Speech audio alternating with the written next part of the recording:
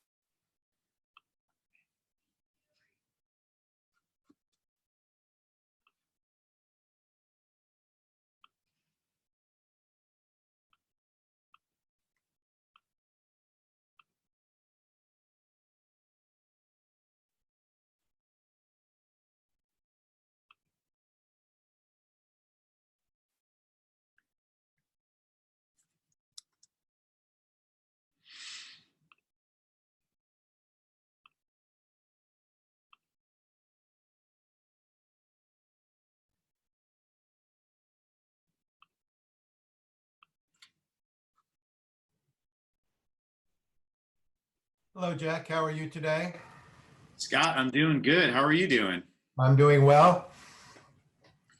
Hopefully you can hopefully you can make it through the whole class today. Well, I was I was in the whole class. It just somebody superimposed themselves. Oh, I am going to go off camera for a few minutes while I eat lunch, but I will be that's here, all right. and then I will come right back on with video. All right. How's everything in the office? I haven't been in a couple of weeks. Everything's good. It's pretty quiet, but lots of people in and out as I can see the front door. But a lot of people don't stay and hang out. But there's people. Good, good. I'll be off camera for a while. I'll be back with you. All right. All right. I am going to see if I can do the screen share the right way here.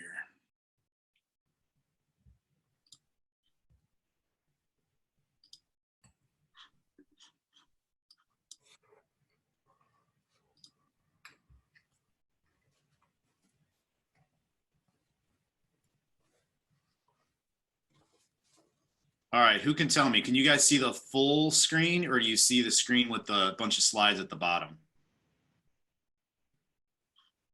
Anybody? Jack, I see I believe the full screen. Okay.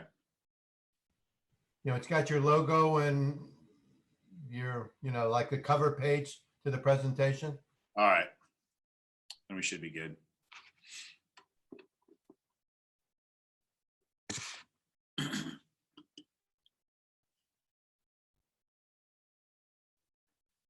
All right, we'll get going.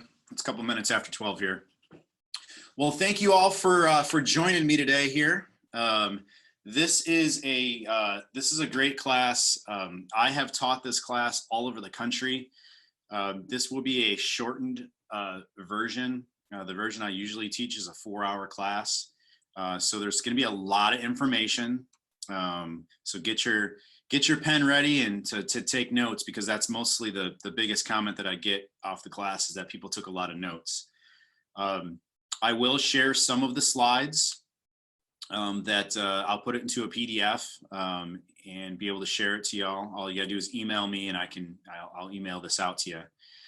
But if you guys have any questions along the way, I am a presenter where you can stop me at any time and ask questions, or if you need me to go back, I'm happy to. If for some reason the question comes a little off topic, I'll just let you know to email me, or we can handle it after class. But feel free to stop me along the way. All right, for some of you that don't know me, my name is Jack Bataoel. I am the commercial director, or I'm one of the commercial directors here at the Keller Williams office here in Clearwater. I've been in, make sure I'm going to get this to work here. There we go. Been in real estate for 15 years. Before I get there, I always like to go over and kind of introduce myself and who I am. I'm originally from Chicago. I came to Florida about 4.5 years ago, and came from real estate into real estate. I was with Keller Williams in the Chicagoland area. I have a beautiful wife and two children now. They are now 15 and 13. They grew up fast, Zach and Marion. And you can see our dogs there in the corner. That's Ernie and Vinny in their short haircuts. But we love to travel. We love the beach. We love the water. We love boating. And that's just kind of who we are. And we love to be around people. We're very social. Like I said, I've been in real estate for almost 15 years now. I started in the residential sector. Within about a couple of years, I did have a team of me starting. I was an entrepreneur by trade. I started as an entrepreneur when I was 18 years old. Owned multiple different businesses along the way. We'll talk about that here in a second. But the card here, the slide here kind of goes through and kind of tells you the different things that I've done along the way. I'm a huge proponent of education. You'll see that I'm around a lot of classes. I'll take classes over and over again. I do classes within KWRI. I do MAPS classes. I do classes outside of the real estate industry as well. So I'm a huge proponent of education. I feel that that's how I got to where I am today, is through education. And we'll talk about education here in a second. But you can see all the different classes that I've taken as being part of Keller Williams. And Keller Williams, as you know, is a huge educational based company that just happens to sell real estate. But if I can urge you guys at all, you can see the slide at the bottom there, moving from E to P throughout the years. That's what I've done. And we're going to talk about E to P here in a second. One of my missions as a real estate agent and all my teams along the way is to transform lives, careers, and communities through real estate. And that's one of the things that I've always taken very personal and also in my professional career, is to be able to help as many people be able to transform their lives through real estate. If it's a career that they want to take hand in, how can I help them in their career to be able to move forward and be really successful. And you can see that communities through real estate is a huge part of it. And that's why we're here today. Part of me getting to where I am today, I've really attached on to community engagement, and we're going to learn what that's all about today. One of the things that I always like to go over, two things before me starting any class, and that's failure. Failure is one of them, and then E to P is the next one. It'll be the next slide. But what creates success in your life? And Gary Keller has always said that it's okay to fail. And you can see from the slide here, what separates failure from success is not the act of failing, it's getting up. Everyone fails, but not everyone gets up. And when you get up, dust yourselves off, take lessons from what we learned, and try again. Once you make that connection, you wake up fearless. Failure builds you. Just remember that the greatest successes in any room is the ones who have failed the most. So I'll tell you a story. I failed a lot in my lifetime. As I said earlier, I was an entrepreneur since I was 18 years old. I was green. I was young. I didn't know what I was doing. All I knew is that, hey, I wanted to jump in the business and do something with my life and be an entrepreneur of some sort. And when that happened, I failed along the way. And one of the failures put me really, really far back. And it put me into a mental state of, I'm a failure. What's the point? I might as well just quit doing what I'm doing, move on to a different career, go get a 9-to-5. I lost everything. I went from being very successful to pretty much broke within a couple months. The economy was terrible. I felt like I needed to hide under a rock, never come out of my house, because I was worried about what others thought. And what you finally realize is that everyone fails in life, and it's okay to fail. And it doesn't matter where you are. If you fail in your career, failure within your relationships, friendships, spouses, just know that there's people out there that have been in the situation before, and they're willing to help you get out of that hole. And it's okay to say, hey, I'm not doing good. I failed. I screwed up. But like Gary says, it's about getting up. instead of staying down, you got to get up every single day, dust yourself off, and look at it as a new day and keep on moving. And that is one of the greatest lessons that I've learned.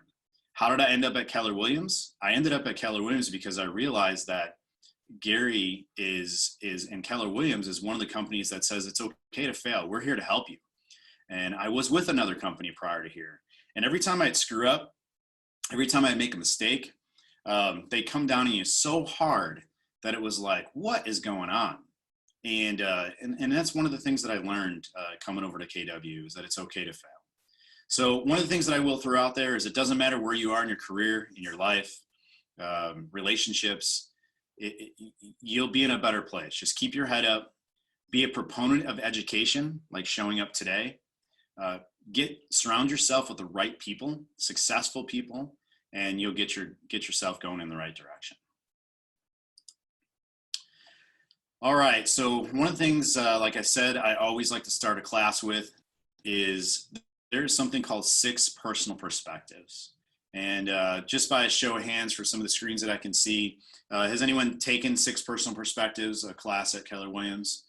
Okay, I see 1 or 2 here. So it's one of my first classes I took.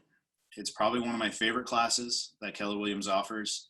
And it goes through 6 different things that should be doing to be extremely successful, understand where you are with your life and your career. But the one I'm going to go over right now is what we call going E to P. It's going from your entrepreneurial style to your purposeful style. And what most of us do is we hit ceilings of achievement. We start a career, we start doing what we think is our natural ability. Our entrepreneurial style is our natural ability. It's what we can naturally do. It's the things we've learned over our lifetime. From our parents, from a prior career, from going to educational sessions like this. You learn as you go, and that becomes something, what we call a natural ability. And what happens is we get to a certain point with our natural ability and we hit this ceiling of achievement. And that ceiling of achievement is success. It could be success. But what happens is that you keep striving for more through that natural ability, and your natural ability can only get you so far. So what happens is you bounce off that ceiling, you come back down, you hit disappointment, you hit failure and what you think is failure. And the next thing you know, you don't want to go further up. You don't know how, you don't know what you're doing. And if you do go further up, you end up getting and you hit that same point again. And how do you get through that ceiling achievement? It's about being purposeful.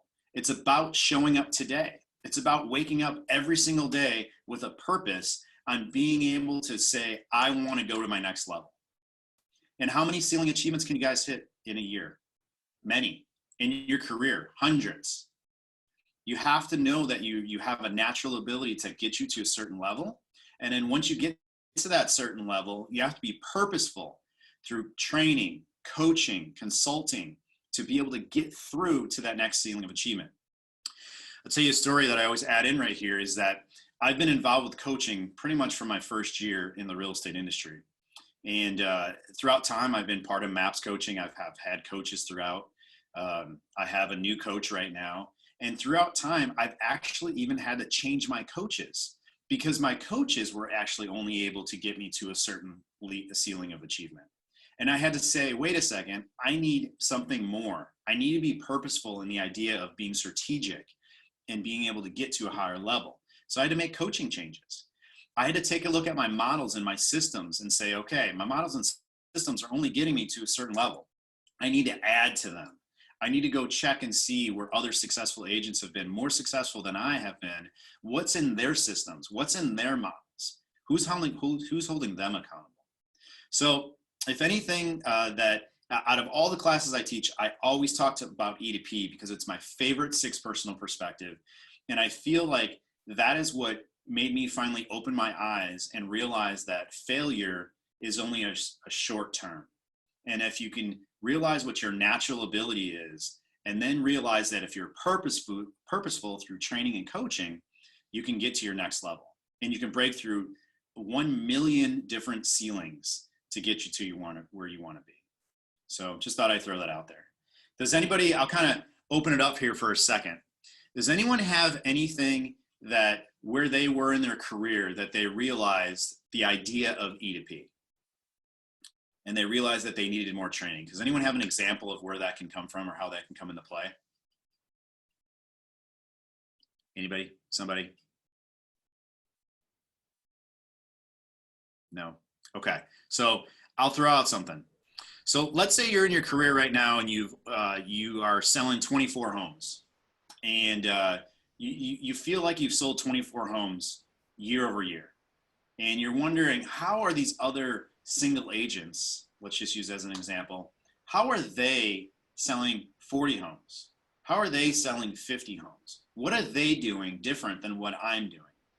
That's exactly the questions that you need to ask yourself, is how are they doing it? And if they're doing it, then I must be hitting a ceiling of achievement. I now have to get purposeful in coaching, training, consulting to be able to get to that next level. I have to look at my models and systems and say, something's not right. How am I going to get to the next level? And how do you do that? Pick up the phone, call the successful agents, and see what they're doing and take a look at it. So that's just an example of going E2P. All right, let's jump into the class. So what we're going to go over today is, what is community engagement? Who do you engage? Why do you engage? Where do you engage? How do you engage? We're going to go through creative, you're going to create ideas, you're going to energize your mind in the idea of community engagement. And you can see at the bottom there, it says nuggets. Because early on in my career, I'd go to a couple of training sessions and they'd say, hey, make sure you pay attention to the nuggets in the class. So what is a nugget? A nugget is something that really strikes you to where you are in your business, and you're like, it's basically an aha moment. And that something you're like, wait, I really like that idea. So what I can say is, what my goal is that you guys take 2 nuggets out of today and you implement them in your business immediately. Now, I do understand we're in a totally different climate in our careers, in the atmosphere of what's going on in the world today. So you're going to see that I have little blue COVID things on some slides. And what that means is that's what you guys can still do in today's day, even with us on this somewhat of a lockdown, that you can still use community engagement in today's world. So what is community engagement? Community engagement is moving communities towards a positive change, leaving the community in a better place. So if you were to go and Google community engagement right now, you would find the craziest stuff. It's all about political. It jumps into all these different things. You'll see people writing papers on what community engagement is. This is what I feel community engagement is. It's taking a community from point A to point B and creating an awesome change in between there. And you being part of that and leaving that community in a better place than it was the day before, the month before, the year before. And what that relates in our business is activities equals results, right?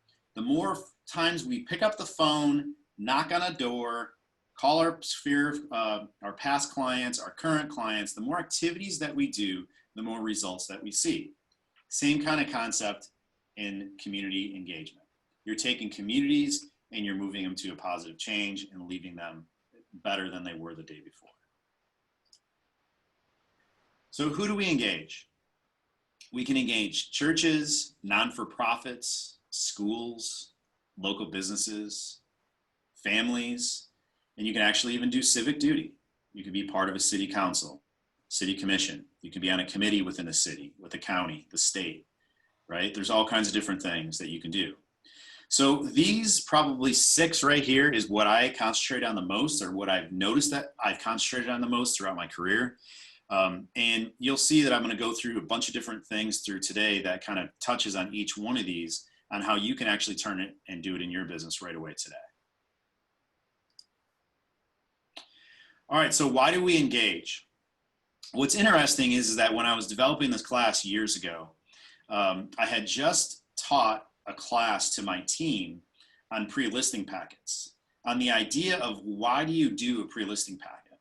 What's the reasoning behind it? So how many of you have pre-listing packets? If I can see a hand. Nobody has pre-listing packets? You do, I see 1, 2, okay, good. Pre-listing packets they're great because what do they do? It's the same concept. So here I was teaching this class, and then I go the next day and I'm building this PowerPoint, and that is on the back of my office wall.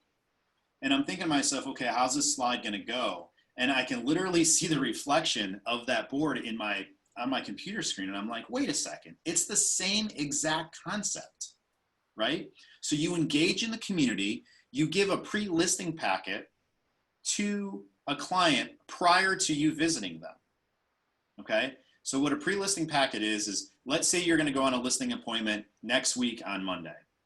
What you'll do is you'll put together a packet of information that talks about you, your company, your team, statistics, your value proposition, shows the customer who you are prior to you actually even getting to the door.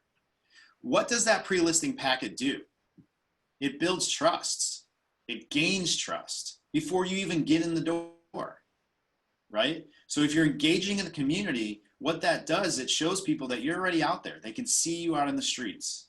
They see you being part of a non-for-profit. They see you at an event. It's building trust because now you're not just some random person that's going to go in their home for a listing presentation or show them a house, right? So what does it take away? It takes away objections. It takes away tension, right? So an example is, let's say you're going to go to somebody's house for a listing presentation. Let's say you were to go there and you don't give them a listing packet. They cold called you off of a card they found on the floor at the coffee shop. And they said, oh, this person sells real estate. I'm going to call them, right? So they call you, you go to their house, and all of a sudden they open their door like 2 inches and you see one eyeball looking at you. Can I help you? Yeah, I'm here for the listing appointment. Oh, okay. Well, what are they doing with that one eyeball? They're checking you out to see if they're scared of you, to see if they're even going to let you in the house, right? It takes away the idea of who are you? Why are you here? So the pre-listing packet builds that trust. It takes away any objections, takes away attention, takes away anything that you might do. So that's why we engage in the community. Get yourself out there so that people can see you, trust you, realize, meet you, shake your hand, not today, but in other situations, right? But now they got to give you an air hug. But anyways, the idea behind all of this is to increase conversions. So you do pre-listing packets to increase conversions. You engage in the community at a certain level to increase your conversions to get yourself out there. All right, so who do we engage? All right, so this is where the class gets interesting. So I'm gonna go fast through some of this stuff because like I said, I did cut this down and I was trying to do the best I can to cut it down to the 2 hours. So some stuff we'll hang out on, some stuff we'll go through quick. Please stop me if you have questions along the way, and don't feel bad about stopping because somebody else maybe even have the same question. All right, so let's meet Jackson the real estate dog. All right, so Jackson the real estate dog turned out to be a pretty amazing dog throughout the years. He came out, I think, in about 2008 or 9, and he became his own person. I mean, he was his own dog. He would go to all kinds of different places. He was in all the parades. He would go to kids' birthday parties. We had some semi-professional baseball teams in the Chicagoland area where I was. So he would go to that. He would go to the kids' schools. He hung out with, I don't know, does Florida have Ruff, the crime dog here? I'm thinking that was an Illinois thing, but state of Illinois had a crime dog, and he would go to the crime dog. He would go hang out with other mascots on different things. So an outfit like this I think this one cost me about $400, but that $400 went a long way. We would have kids at parades just running right up to him, calling him by his name. I'm Jack, so he was named Jackson. He was Jackson the real estate dog. So fast forward a few years, in parades, kids knew his name. They knew who he was. They knew his name. They knew everything. Knew was the real estate dog. He went everywhere with us. Anywhere we had an event, he always went. And we actually had requests for him. He'd go to our clients' birthday parties. He was cool. He was a cool dog, and literally he had his own personality, and he had his own Facebook page, as you can see there. Kids would communicate with him. It's kind of funny. He would get little messages on there saying, "Hey, this is Johnny. Is Jackson going to be at the parade? I want to give him a high five." And you realize it's one of the kids sending him a message. But anyways, outfit like that, like I said, is about $400. And I would have sometimes we'd have agents on our team do it. I had a couple of good friends that would do it. And they would jump in it, and some people loved it. I mean, they loved being inside Jackson because it just brought a different person out. It was just fun to do because you're behind the mask, right? Anyways, so Jackson, the real estate dog, he was pretty cool. He was a big part of our team throughout the years, and he did make it to Florida, but he got some damage along the way, so he hasn't been fixed yet.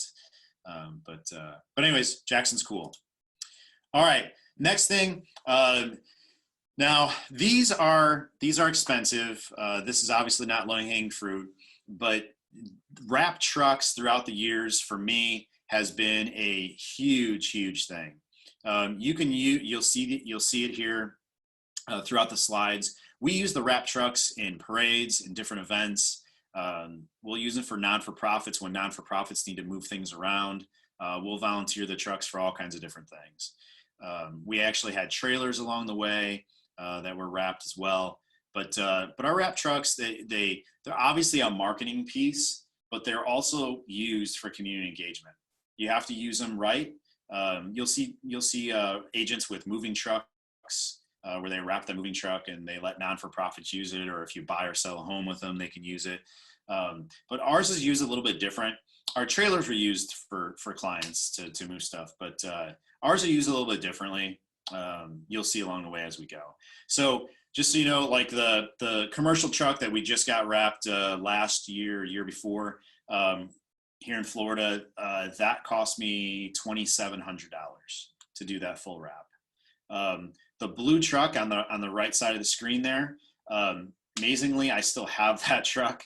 That truck has gone through probably 5 or 6 different wraps. I had a painting company prior to getting in real estate, interior exterior painting, and that truck was actually wrapped with the painting company. Funny thing is, we still have that truck right now. We use it as our beach truck to pull the boat, and it's going to be going to our 16-year-old here in a couple months. But the interesting story about that is we took the wrap off of it, and the paint from as old as that truck is in perfect shape besides 2 little spots that has rust on it. And the guy that came out to detail it after we took the wrap off of it was like, "What? I don't understand. Why is this thing in such good shape? Was the garage kept?" It was because the wrap kept it sealed throughout all those years. So anyways, now can you do a smaller scale of this? Can you do a half wrap? Can you put just do something right on the back of windshield of your car? Absolutely, you can. And you'll see, I'll show you how you can use that vehicle with having some wraps on it in some different ways in the community. As you can see here, you can see that we use them in parades. There's just in the Palm Harbor, Dunedin area, there's Christmas parades. So we're in both of those. In the Illinois area, between the 3rd and the 4th of 4th, we were probably in 6 or 7 different parades throughout time. And we would go from one parade to the next between the 2 days, and lots of different candy and different things that we would throw out. And you can see on there, we actually pulled some of our clients and some of our friends' kids, and they love it. We would pull baseball teams, softball teams, soccer teams, Boy Scouts, Girl Scouts. We did all kinds of different things with the trailer, pulling them in the parades. You can see we've decorated the trucks, done some different things with the trucks depending on the holiday itself. All right. Next thing, joining the Chamber of Commerce's, being involved in that aspect. So there's different types of groups. I'm sure you guys have always heard, joining the Chamber of Commerce, get involved. This is something you can do right now. You can see there's the first logo, or the second one there, COVID 2020. This is showing you that this is still working today. Our team right now is still involved in chamber activities. A lot of them are on Zoom, but you're still networking, you're still out there, you're still doing things. We're part of, I think, 3 different chambers. We're part of Dunedin, Palm Harbor, downtown St. Pete, and then in Clearwater, so 4 different ones. Clearwater just merged theirs into what they call Amplify Clearwater. But there used to be a Clearwater Beach one, and then a City of Clearwater one, and they merged those 2 now into Amplified Clearwater. But here's the thing about chambers. There's all kinds of different activities that you can do. There's before hours and there's after hours. You can get demographics for them. Sometimes you get mailing lists from them. You can do a business showcase. You can actually, that bottom left picture was at East Lake Woodlands. That was a Palm Harbor, I think, showcase, that particular one. But here's where you really get involved and you get things back out of events or out of chambers, is joining a committee. Being involved in a committee is where you get the most out of joining a chamber of commerce. Do you have to run the committee? No, you just have to volunteer to be on the committee. There's all kinds of different committees that you can be on inside chambers. What the committees do is they run different things. So they'll run golf outings, they'll run social events, they'll be in charge of the before hours, after hours. There's all kinds of different things that you can be doing on committees. But what it does for you as a real estate agent and how it works for community engagement is, 1, you're helping your community. That's what this class is all about. I really like to be engaged in the community. I like helping out the community, doing good things for the community. But for your business, when you're actually involved on your business aspect, if you're just a member of a chamber, you're a number, right? You're paying your $295 or $195, whatever it might cost you to be part of that. And then you're just listed as a member. What does that do for you? Probably on a scale of 1 to 10, maybe that's a 2 or a 3. I mean, just being a part of a chamber doesn't do much for you. You have to be involved. You have to be engaged. So let's take yourself from 400 members and put yourself in a room with 8 to 10 people.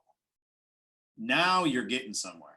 Now you're building relationships with that 8 or 10 people. And now you're with them, you're helping out, you're doing something good, you're doing something more over and above what somebody else might be doing. Now those people like to give you business. So go out, if you're gonna join a chamber, don't just write a check and be part of their website or be part of their little book and say, oh yeah, I'm a member of the chamber. No, get involved. That's where you're gonna get the most out of it. Okay, so there's all kinds of different things that will hopefully strike your interest once you join. So when you join, ask them, what kind of different committees do you have? How can I get involved? Getting involved is how you get the most out of being part of a chamber. There's other groups as well. So there's a lot of the groups or a lot of the towns around the area that have downtown associations, or they have what they call merchants associations. And those are kind of a little bit different than Chamber of Commerce's. They're involving maybe just businesses. So I'm going to give the example of the Downtown Dunedin Merchants Association, what you might otherwise known as the DDMA. That association is strictly business to business. It's all about marketing and helping the businesses in downtown Dunedin thrive, make money, do good things. Right? How do we increase their bottom line to draw traffic to the downtown? Now, what can they do for your business? I'm part of that. I'm at every event. I'll show you our tent here in a second. I have a tent at every event. I volunteer. I'm actually the president of the Downtown Merchants Association presently right now. So I'm at everything. And what do you think I'm wearing? I'm usually wearing my shirt like this. I'm wearing a logoed piece of something, right? They all know in that merchant association that I'm a commercial real estate agent. And anytime there's an event, I drive our wrapped truck. That's where the truck comes back into it. So being part of it, I'm doing a good thing because I'm trying to help those businesses grow. This has given me an opportunity to be on TV. You know, as the president of the association, we throw a couple big events prior to COVID. And I was able to go on TV. I was on 6 morning shows throughout the area. And what did those morning shows ask right away? Well, we know this as a volunteer, what do you do in life? So on national TV, I'm talking about that I'm a commercial real estate agent for Keller Williams, right? It's given me that ability to be able to do that while engaging in the community. Okay. All right. So the next thing, this is a central panelist. I am not a member of this, but you can go ahead and you can Google all kinds of different chambers. It depends on what level you want to get into.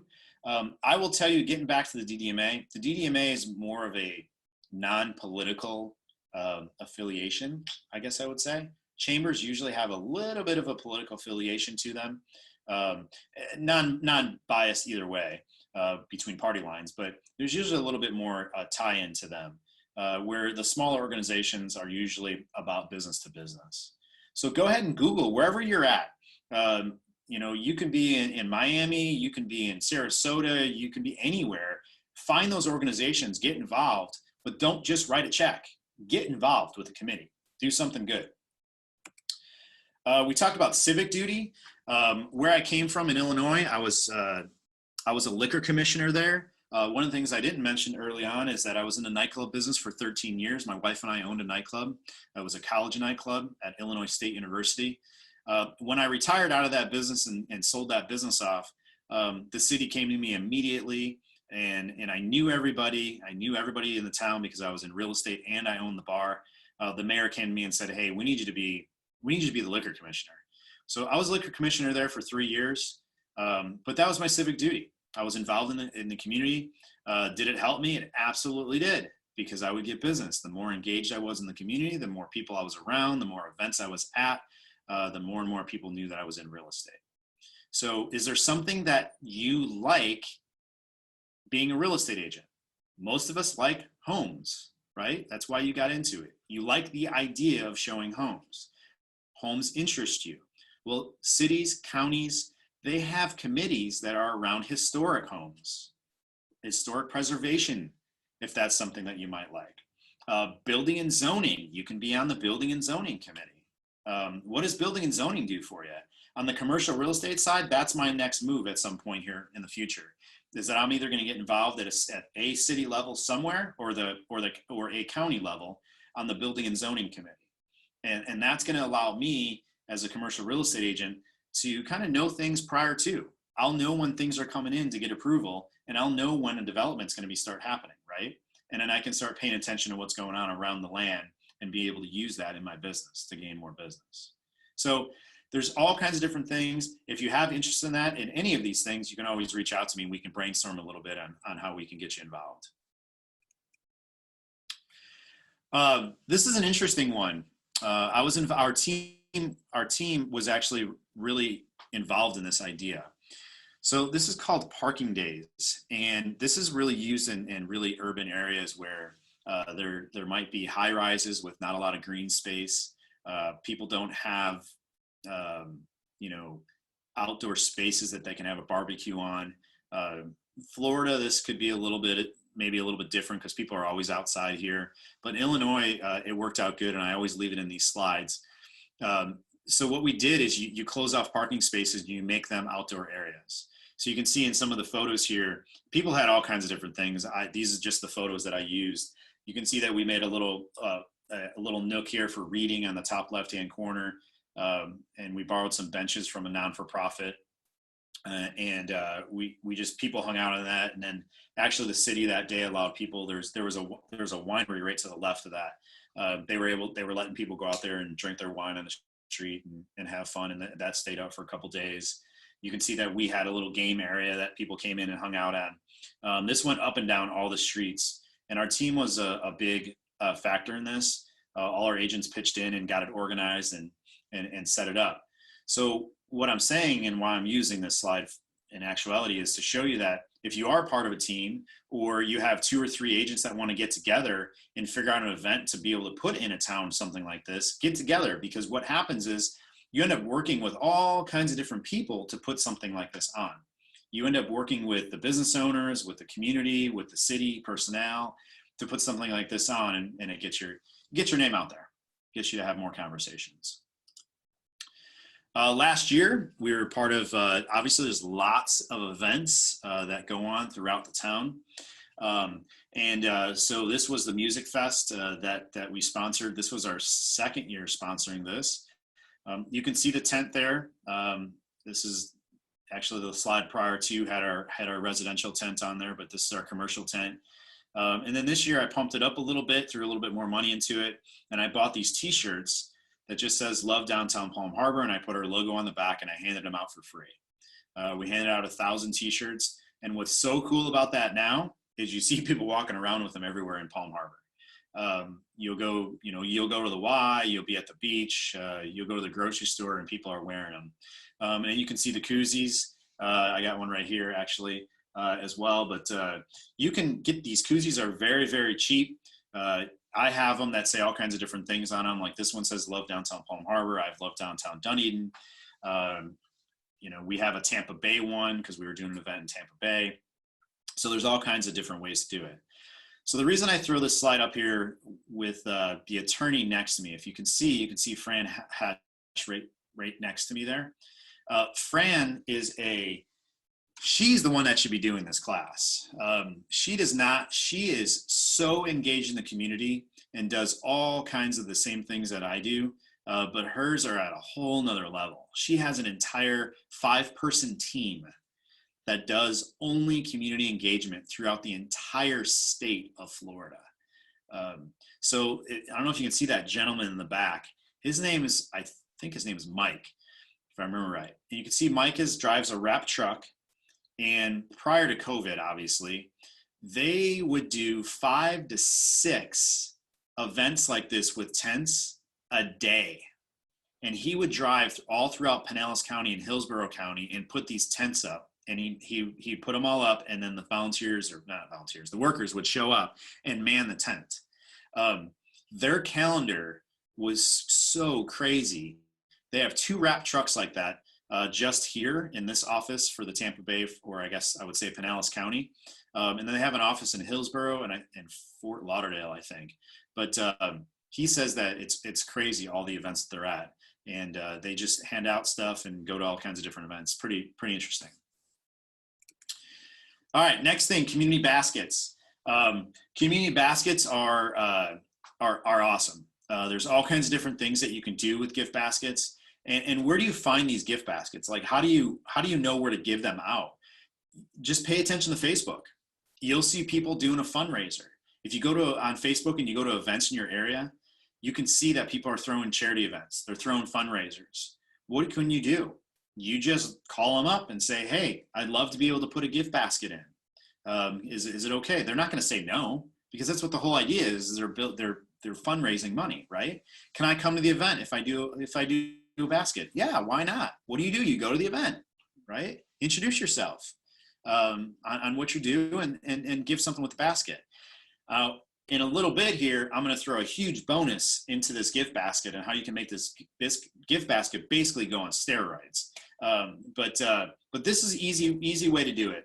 Not all of these. I think the St. Patty's Day one is ours and the Nerf one is ours. I pulled the other ones off of Google, but we did all kinds of different stuff. Our team would build them. We'd make small ones, big ones, just depending on how many people were going to be at them. And that's how we did judge them. If we realized that it was going to be a huge charity event, we did a bigger basket. If it was going to be a smaller one, we'd do a little one. And then some we did alcohol in them, some we didn't.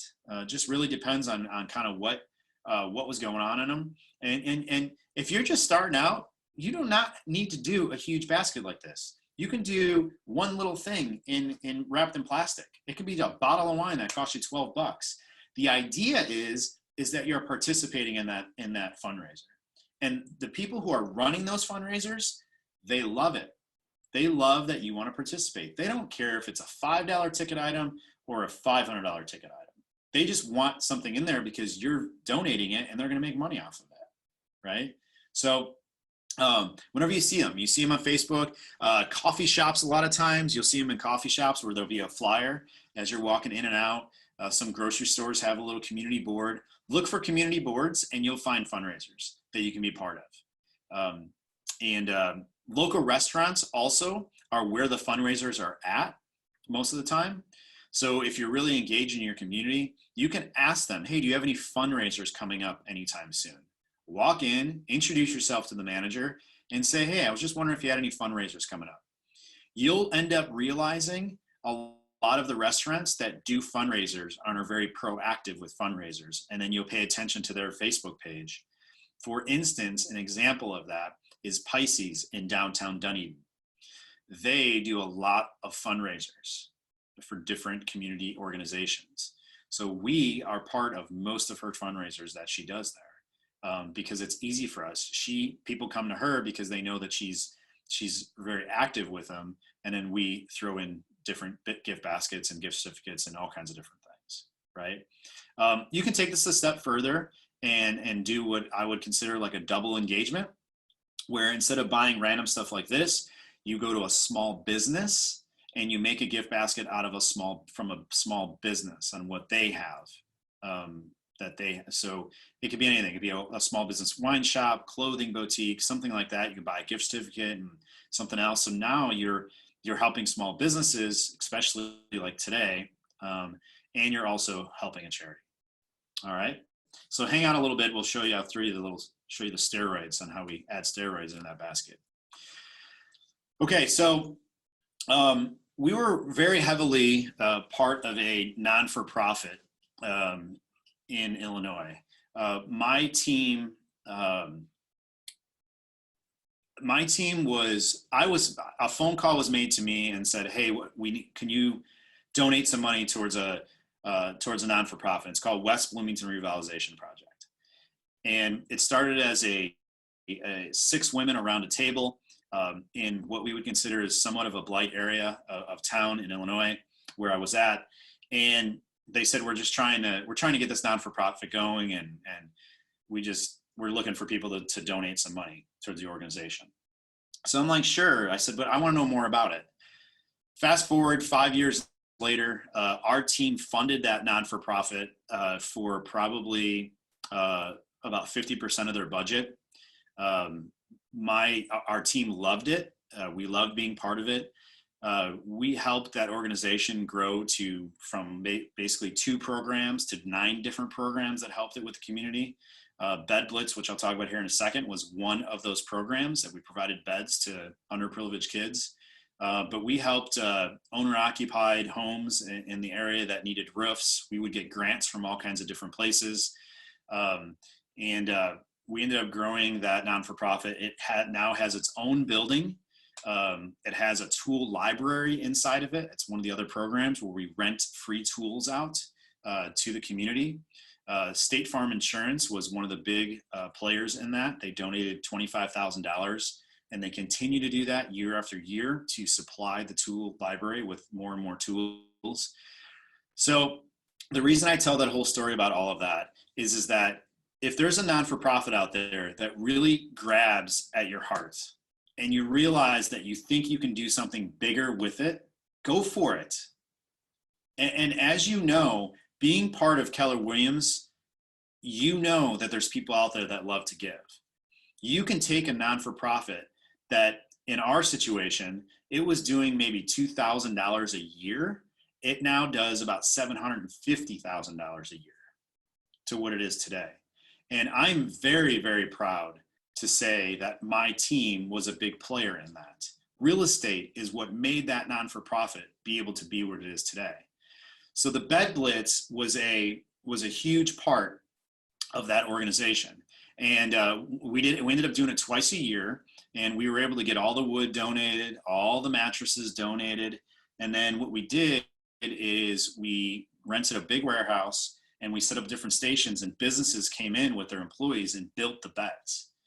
And it was such a cool thing. And I know there's like 2 or 3 organizations here in Tampa Bay, that does it. And I haven't been part of any of them. But as you can see here, this picture right here is actually my mom and dad and my wife and 2 kids. And I don't know if you noticed, but you can see the red shirts there that they were wearing. Well, those red shirts had our logo on the front and the Bed Blitz logo on the back. And I didn't take a picture. We could never find it when I was building this presentation a couple years ago. But I ended up giving out all those shirts for free to all the workers that were building the beds. And I think we gave away like 500 shirts every time we had a bed blitz, and everybody would wear those bed blitz shirts because it had the logo on the back and those on the front. So the best part about this entire story is what the actual non-for-profit does in the community. Yeah, it's awesome that we get a return out of it from a business side of it, but the non-for-profit helps so many families, so many children that would otherwise not be able to have the means to be able to do it. And my dad and I delivered beds one time, and it was heart-wrenching to see where we were delivering these beds to and what the people and the children were living in. And it's just nice to know that we were making such a good effort to make a change in the community. So so I always like to bring up the next part of this is that, and this is just another slide, people talk, or people think, and I know this because of me teaching this class, that they feel weird going into a non-for-profit, volunteering and wearing a logoed shirt. They feel like they're doing a weird thing by, hey, I want to volunteer, but oh, by the way, this is my business name, just so you know. Here's my card. This is what I do. I sell real estate, right? There's actually a lot of people out there that are 100% okay with you doing that. They want you to engage. They are happy that you're volunteering, and they want to give back to you for you volunteering. So it is okay for you to say, hey, I'm going to volunteer here, but I'm also going to hand out my cards. I'm going to hand out koozies. I'm going to hand out t-shirts, right? I was one of those people. I would volunteer. My wife would volunteer. We wouldn't wear anything logoed. I was against it. I thought it was weird. And then finally people were like, wear a shirt. Like these big community people that were involved in the community for so long doing volunteering, they're like, wear your shirt. What are you doing? Like, that's not right. We want to give back to you. So the other volunteers that are there, they want to give back to you because of what you've put into the community. And it ended up being a big part of my business. And that is why we kept on giving back more and more back to the charity, because we were getting so much out of it. And that was why it fulfilled me to say that it was okay to give money back to them. So I always like to throw that out there, because I know there's some people out there that think that, oh, I shouldn't be doing my logo. I shouldn't be doing that kind of stuff. All right, next slide talks about home shows, builder shows. I know they're every 6 months around here, and people think, oh, I don't want to go to those. You know what? If you do the right things at those events, you can end up doing some really, really good business out of that. And how do you maximize it is what I want to talk about here. We all know that we can go there, we can hand out koozies and pens and pads of paper and your card. I get all that, right? You can see in the photo on the left there. But there's things that you can do more at a home show to be able to get people to really understand you. One of the things you can see that here on the right-hand side, I went and I interviewed other people at the home show, not the people coming into the home show, the vendors at the home show. So I would go through and I was going through, this is a roofer right here. I just went through and I interviewed him and on camera. And I just said, hey, this is, his name is Jason. He's with All Seasons Roofing. And we just talked about what kind of roofing he does, all kinds of different things. And we made a video and I put it on Facebook, tagged his company. I gave it to him. He put it on his Facebook, right? Tagged us. And next thing you know, it's all over social media. Well, this particular home show, I did it with like 20 different businesses that were there. And I just went around. Now, if you're a person that's not so thrilled with being on camera, that's okay. I urge you to get over that because it is 2020. But if you're still kind of worried about being on camera, what's the next thing you can do? You can blog, write a couple sentences, take a picture of their booth, put it on their Facebook and say, hey, this was the person who's right next to me. They do blah, blah, blah, blah, blah, right? And next thing you know, you share it on social media, you put their business in there and they're sharing it away, right? So if you're not a huge cam person, just go and take a picture of their thing and just put a post out there. The other things we did I will say are good things at home shows. On the left side there, you can see there's a little table there. That's a kids area. So we would have a balloon person come, make balloons in our little kids area. And what did it do? It kept the kids occupied while we can talk to the parents. We made coloring sheets that you can get off the internet, and then we put our logo in the side of it. So you can go get coloring sheets that are houses, right? Or whatever you like, a sunshine, and you put your logo in the bottom of it. And there's all kinds of different things you could do with that, but they would just go, the kids would color the photo, right? And then you're talking to the parents. Now you can always have giveaways at a home show. The giveaways can be a gift card or whatever you might want to do, but I'll show you the awesome giveaway that goes in gift baskets. You can also use it at home shows here in a second. But so anyways, the idea behind it is be different. Don't just put a table there and wait for people to walk up to your table and hand out your business card. You are now the average real estate agent that's at a home show. Do something different. Have a kids area. Go interview the people there, right? Hand out something different that somebody else might not hand out. And then the other thing that we had is we had a photo booth. And you can see the thing in the back has our logo and stuff on it. And you can see there's a little Tupperware container there. But we had a photo booth. People would come in and we would take their photos and we'd print it off. And I'll show you all of that stuff here in a bit in one of these slides. But the photo booth idea was huge. We just get people in and out of that booth all day long taking photos. And it's easy to do. And I will show you the equipment, but you do not need to go full out. These days, you can collect phone numbers. You can have them use their whole photo booth, take it with your phone or a nice camera and say you're going to email the photo to them later. You're going to text them the photo to their phone later. Easy, right? It allows you to gain some contacts. LA Fitness or your local gym is a good one. LA Fitness across the country has community small business days, at least once a quarter, where you can come in and you can set up a table inside their gym. Now, I don't know what they're doing with COVID, but normally LA Fitnesses across the country allow you to do it.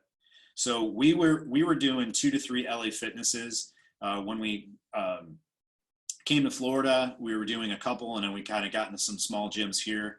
But anyways, you can see here, what did we do? We had our sign set up, and then we were able to put a post online, right? And be able to show that that's where we are, that they can come visit. So the side panels there, those are about $100 that you can get from any sign company, or you can get them offline. Most internet companies have them. The local companies around town also have them. The table skirts, usually those are about $80. So sometimes you might be able to find them cheaper. But local gyms are an easy one. All right. So this is the secret to giveaways.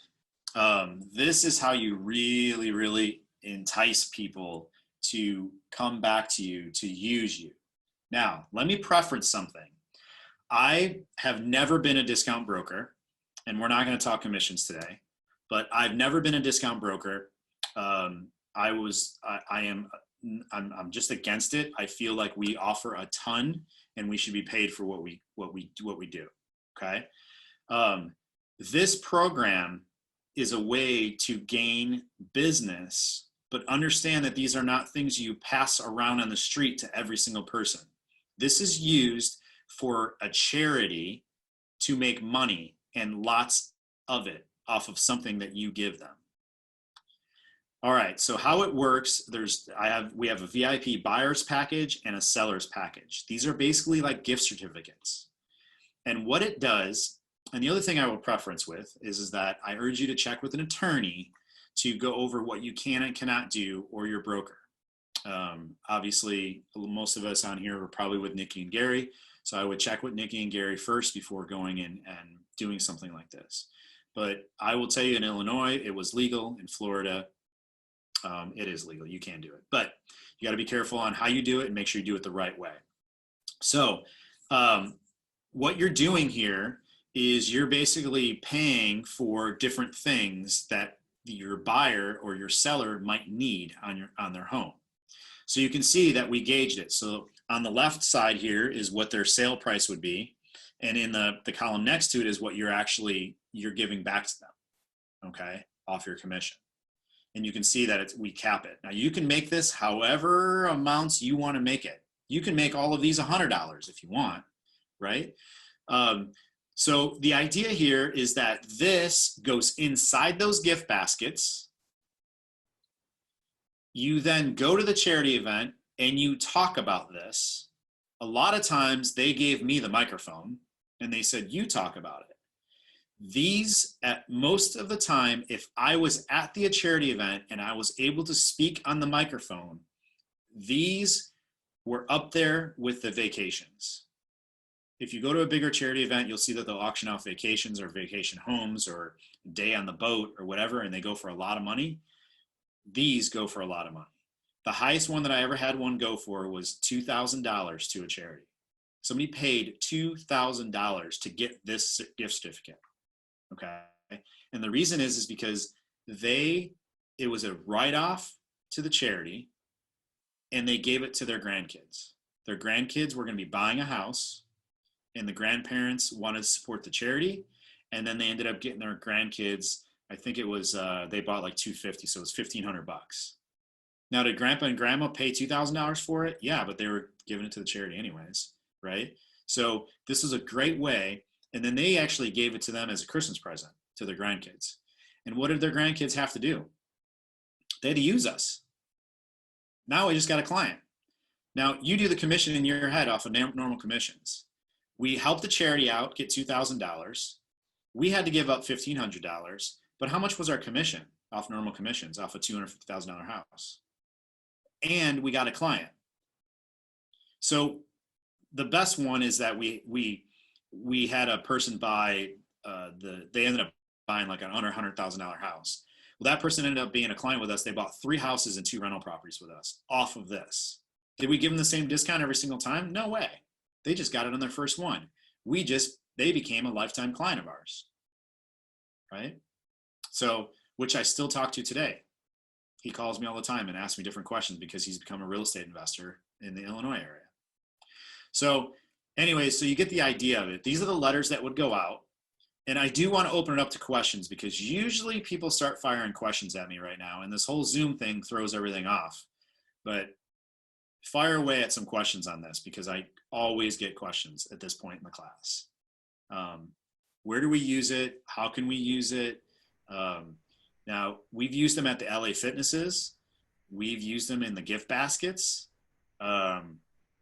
We've used them in all kinds of different ways. Usually, the best way to do it is to use them for charities.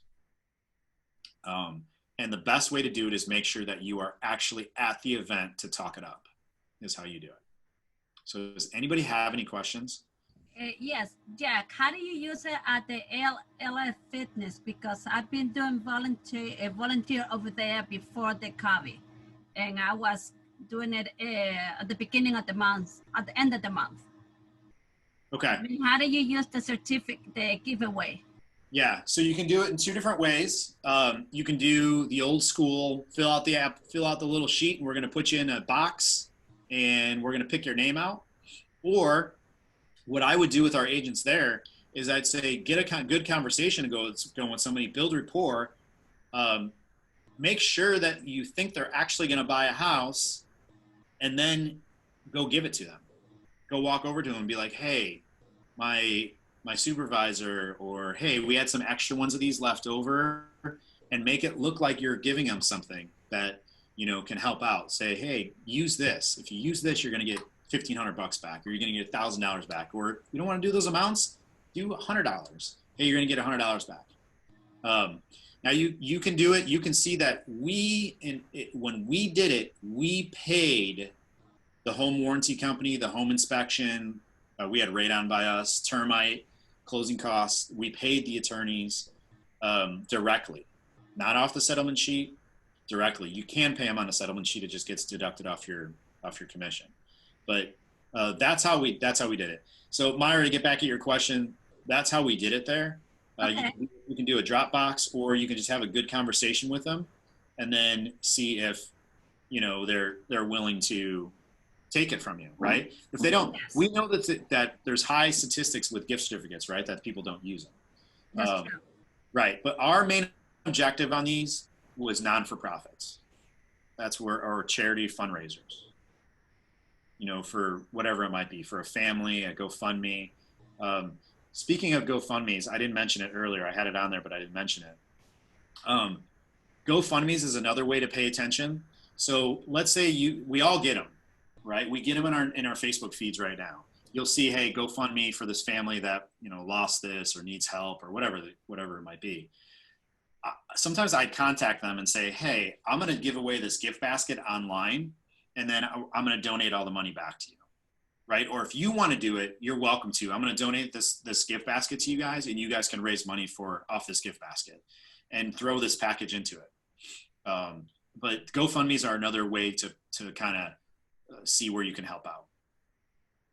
So. Thank you, Jack. Great information. Can you go back to that slide that you showed after this for 2 seconds? Oh yeah, sorry. I thought it was too small, so I didn't. That's why I went back. Okay, so the one on the left is similar to the slide I just had, but you can see the one on the right is our award letter, and that was what we had. So just so nobody gets confused here, when I first came to Florida, I came with the intention of starting a residential team, and I ended up refocusing myself. I was already doing commercial back in Illinois, and I ended up refocusing myself and saying that I didn't want to do commercial, or I'm sorry, I didn't want to do residential, and we just jumped into commercial full time. Just so no one gets confused with some of this stuff. But is there any other questions on this? No? All right. Next one is our Christmas giveaway. The Christmas giveaway is kind of a cool story. My wife and I over the years, were kind of always being a little bit of a secret Santa. We would get families. My wife is a school teacher by trade, and we would get lists of kids that we knew were going to be in need of some help during Christmas, or families, and we would contact the parents, and we would go out and we'd buy presents for 5 or 6 families, and we were doing this for years. And long story short, in that we were doing it as a total secret Santa. I never did it through the business. It goes back to what I was talking about earlier. Is that it wasn't about me putting my logo on stuff and putting my name out there. We were literally going right to the parents and saying, I know you need help. We found out through schools. This is how we want to help. We're going to take care of your whole family, right? And that transformed. One year I had an assistant. Well, not 1 year. I had my executive assistant at the time. She was like, we can make this so much bigger. Like we can get sponsors, we can do all this stuff. So my executive assistant ran with this idea, and she built this thing up the first year, it just got big really fast. We went and we got sponsors. Businesses were just writing checks to be part of it. They didn't even want their name on the thing. They were just writing us checks. I remember one year we raised $7,500, and we ended up helping I know this one says 33 kids and 13 families. I think there was one year we helped 60, 70 kids. It was super cool. It was awesome. And we tried to do as best we could with being practical with the stuff that they needed. And we went and we took it online one year. And you can see the slide on the left is the nomination form that we made. So we took it online, and we took it to social media, and we had thousands of entries. We had so many entries that there was no way that we can handle all of it. So we ended up going to there was 4 or 5 different organizations that did this similar thing. We ended up having a round table And we were able to try to figure out how to help all of these families and who was going to do what and who was going to do, different stories. So the story that I like to tell is, in college, I was part of a fraternity, and I was a big fraternity guy. I wouldn't be where I am right now on the business side of things if I didn't join my fraternity. Were we social and had fun, and were we crazy and drank and did all that stuff? Absolutely. I had a very fun college career.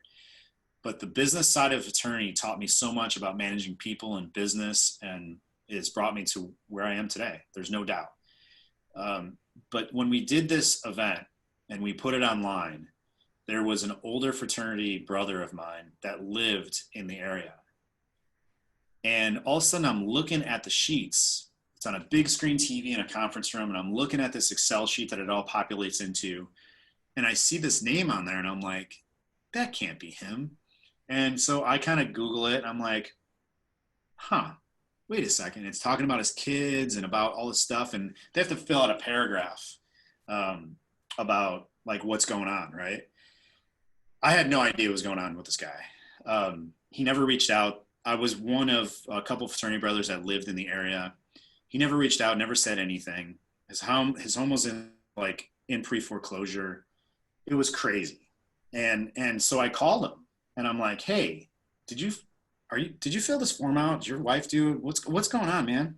And he told me the whole story. And here I am, like, on tears on the phone. So I called basically all our fraternity brothers, and we raised close to $50,000 for him. Took his house out of foreclosure. It was crazy. It still brings me to almost tears now, but it was crazy. And it was all because of this. Of us being able to do this event, this Christmas giveaway, that we were able to actually help somebody that was near and dear to my heart that I didn't even know needed or had the issues. So it's pretty cool. So how can you do this within what you're doing right now? If you're not on a team, you're a single agent, join up with a couple agents, put it together. We see agents doing it here all the time, where they're coming together and doing different things. The KW Cares and all kinds of different things that goes on. Get together with a couple agents. Easiest way to find these families is to go to schools. If you guys still have little ones that are in school, go to their teachers and say, hey, me and a couple other real estate agents are getting together, and we want to help out the kids in need. And you can do this with Thanksgiving, any holiday you can do it with, right? And then go out to your allied partners, go to your home inspectors, go to your termite, right? Go to your lender, go to your title company and say, hey, I'm doing this giveaway and I need some backing. Do you have to throw in your own money if you do it? No, you just got to run it. You got to have the heart is what you have to have here. You don't need your own money. You go find your money. There's dozens and dozens of people out there that will help you. All you gotta do is call the phone tree in KW and ask them for $25, and you're gonna have $2,000 in a couple days, right? To do something like this. And do you need to help 50 kids? No. Start with 5 kids, 6 kids. Do it that way and build yourself up from there. But one of the things that I will tell you is that we always went to the parents. We wanted the gifts to be from the parents, not from a stranger. That was my big part of us doing this, is that we wanted the kids to see that their parents were giving them this stuff, not that some stranger on the street dropped off stuff. So we would do kind of secret handoffs. We would bring gifts in big garbage bags, black garbage bags to their house. We'd call them and have the parents come out, and they would hide it. We'd drop it off at one of their friends' houses. So we just did it a different way, and it was big for my wife and I to know that it was coming from those parents and not from us. Just because we know how kids react differently, and we want them to remember that stuff coming from their kids or from their parents, not from somebody else. So anyways, if anybody's got any questions, you can stop me, but this is a COVID. You can see I marked it. This doesn't matter what time of year, what's going on in the world. I mean, this can help at any point, whether we're in COVID or not. This is something that can help you guys out. I actually had another slide on it. So this was us getting ready for a shipment to go out. One year we, on the top side there, one year we ended up raising a lot of money, We ended up giving food cards out to the parents so that they can buy Christmas dinner as well, or groceries or whatever they needed to do. That actual year that we raised all kinds of money, we turned power back on. We fixed furnaces. We fixed a roof leak. We fixed a lot of different stuff that had just evolved into different things. Like people called and said, it's awesome that you're going to give us these gifts, but we haven't had power in 3 weeks at our house. And we're like, okay, well, looks like we're going to turn your power back on and we're going to pay your power for 6 months. So it was just different things that ended up evolving into it that we did a lot of. So, all right. Business networking or private groups. So there's all kinds of business networking groups that are out there that you can be part of. There's BNI, there's Partners in Network, there's the Business Generator. I think there's all kinds of different groups that you can be part of that are strictly business to business, not necessarily community engagement, but business to business. And I always throw this in there. BNI, Business Networking International, is one of the groups throughout my entire career of being an entrepreneur that I've been part of. There might have been a couple years that I haven't been a part of it here and there, but over my 22 years as an entrepreneur, I have been part of BNI for most of the 22 years. Everyone has their different opinions of the different groups. I am not a fan of BNI having to get up every morning once a week and have to be there at 7:15, but I do it. And I have my team do it because BNI, I feel the way that it's set up, the way that they create and have to do the one-on-ones, and the way that they make some things work gets the most bang for your buck, even though it's probably the most expensive one out there. So you don't have to start in a BNI. BNI costs about $700 your first year. And then after that, it's about $550 a year. But if you really look at your commissions in real estate, obviously, if you get one deal, it pays for itself, right? So, BNI for me has been awesome. Just last year, we did about $4 million off of BNI in business, and that's big. Our residential team back in the day when it was hopping, doing 150 to 180 units a year, we would have probably 10 to 15% of our deals came out of BNI. So it can be a big part of your business depending on how you want to do it. Now, it doesn't have to be a BNI. There's other ones that are out there that are cheaper. I believe we were in Partners in Network here for a while. I had a team member in it, and I think it was way cheaper. I think you paid lunch, and I don't remember exactly what it was, but it was a lot cheaper than BNI. But just know that there's certain groups out there to be a part of that takes you an hour a week, hour and a half a week to be a part of. And what it does is not only do you have yourself going out there and maybe your team members or whoever, but you have 30 other people that are now your walking billboards that are looking to get you business. So currently we are in 4 BNI groups. My commercial group right now is. So it's important to be a part of that.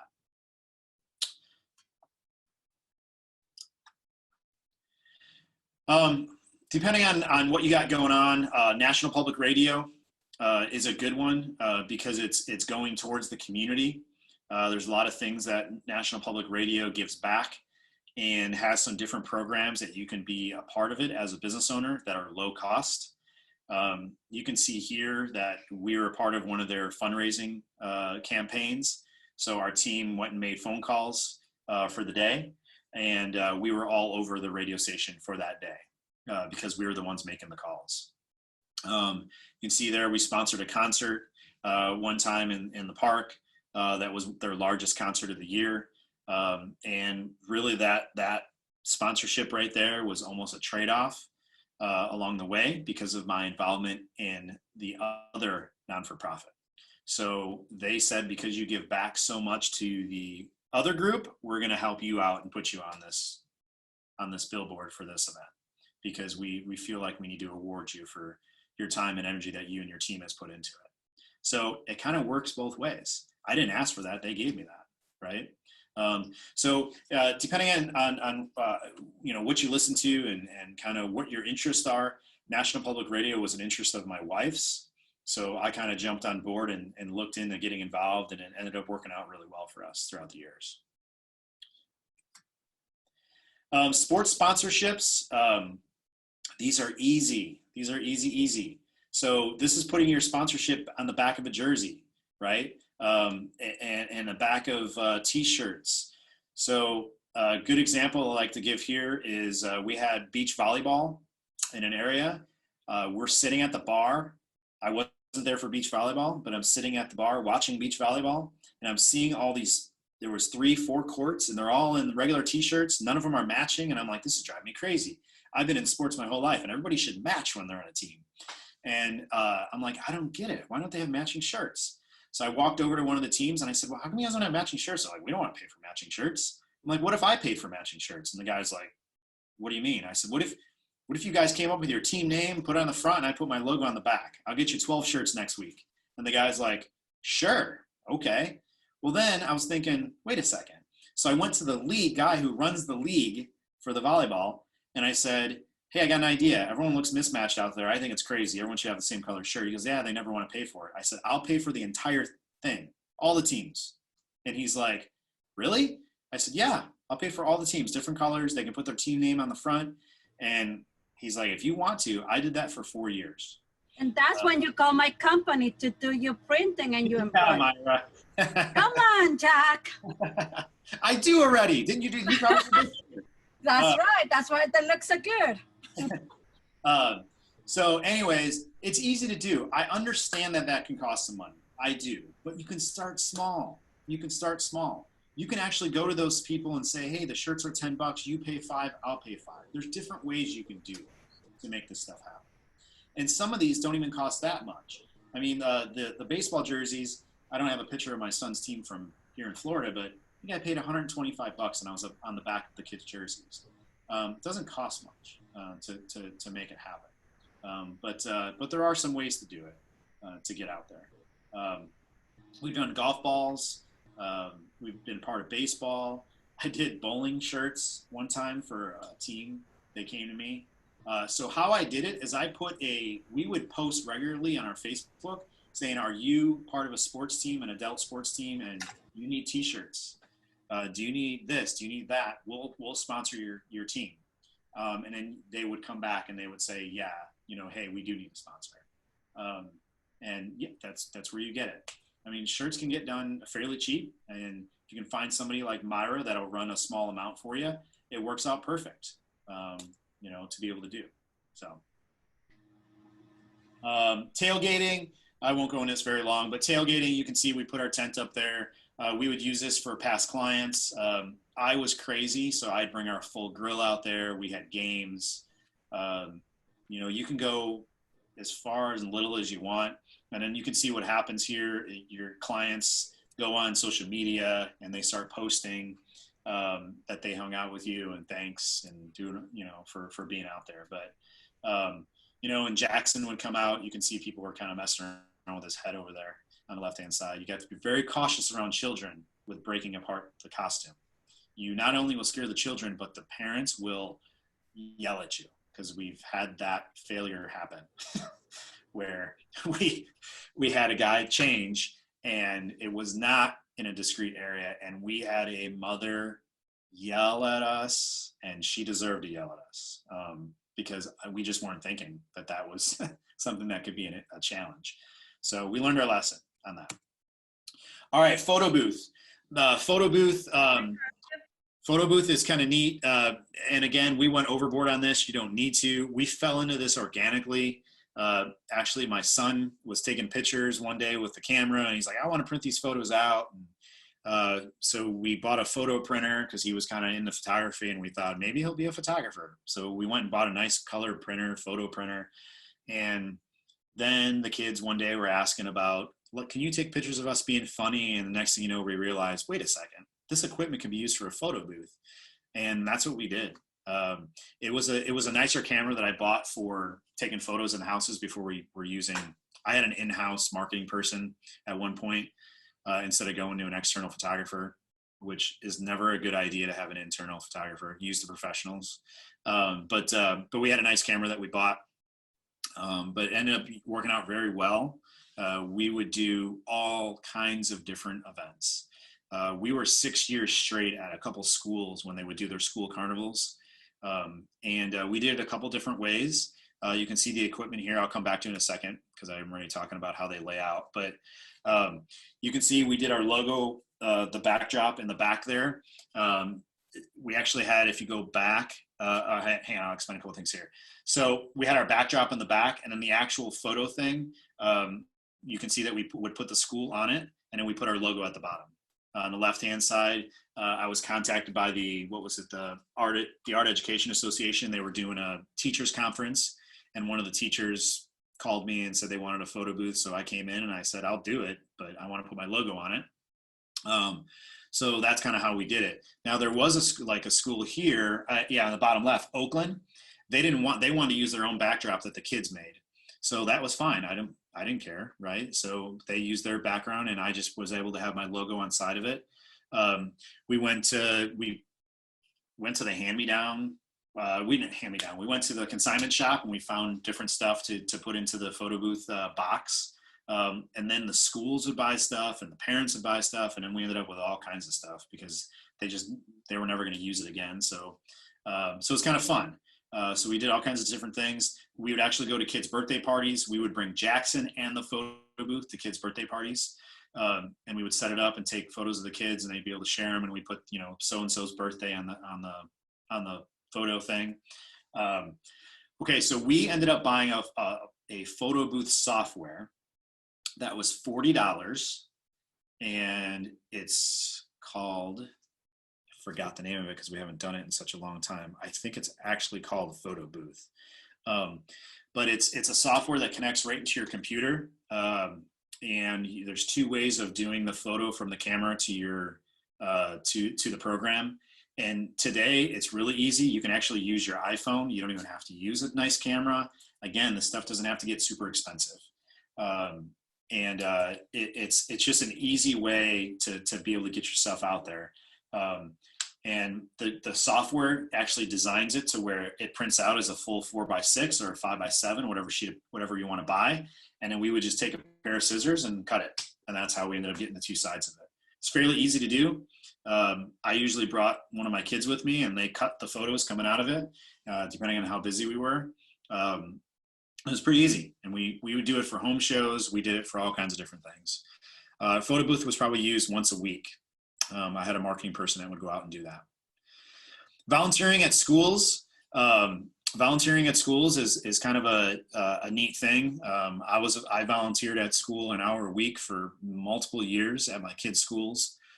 You can do it too. They're always looking for volunteers at all the counties around here are looking for volunteers.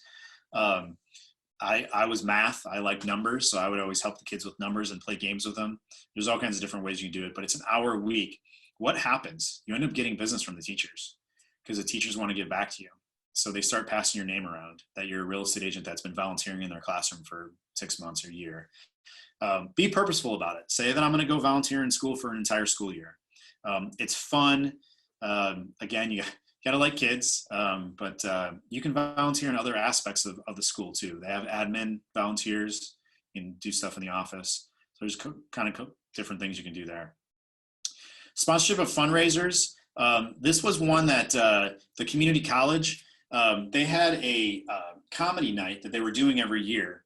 And that comedy night, we would go to it because it was really fun, my wife and I. And then I realized there was no one ever sponsoring it. There was no one sponsoring it at all. So I went to them and I said, would you guys do sponsors? And she's like, well, I don't even know if the school allows sponsors. And I said, well, I think they do because I've sponsored other stuff at the school. So they went back. So the following year, I was the major sponsor for it. And it cost me like nothing. And I passed out koozies and passed out all kinds of stuff at the event. They let me go up on stage and speak. And it was crazy, all the different stuff that we did for that. And I ended up sponsoring that, I think, for 3 years. And then we ended up bringing in other sponsors to raise more money for the foundation along the way. So you can see they have a little astronaut. It was kind of fun. These are some of the people that won throughout the years. And then what's interesting is they spelled my name wrong there, but they called me and they had a suite at one of the semi-pro baseball facilities. And they called me and said, hey, we have a suite. No one's using it. Do you want it? You can have it for 20 people. And I'm like, really? For free? They're like, yeah, and it actually comes catered already. It's all paid for. So what did I do? I'm like, yeah, I'll take it. So I had this whole thing for free that ended up being me, my team, and all of our clients that came, and the clients thought it was us putting it on, even though they gave it to me because I was help sponsor something else. So, you know, it kind of goes around in circles here.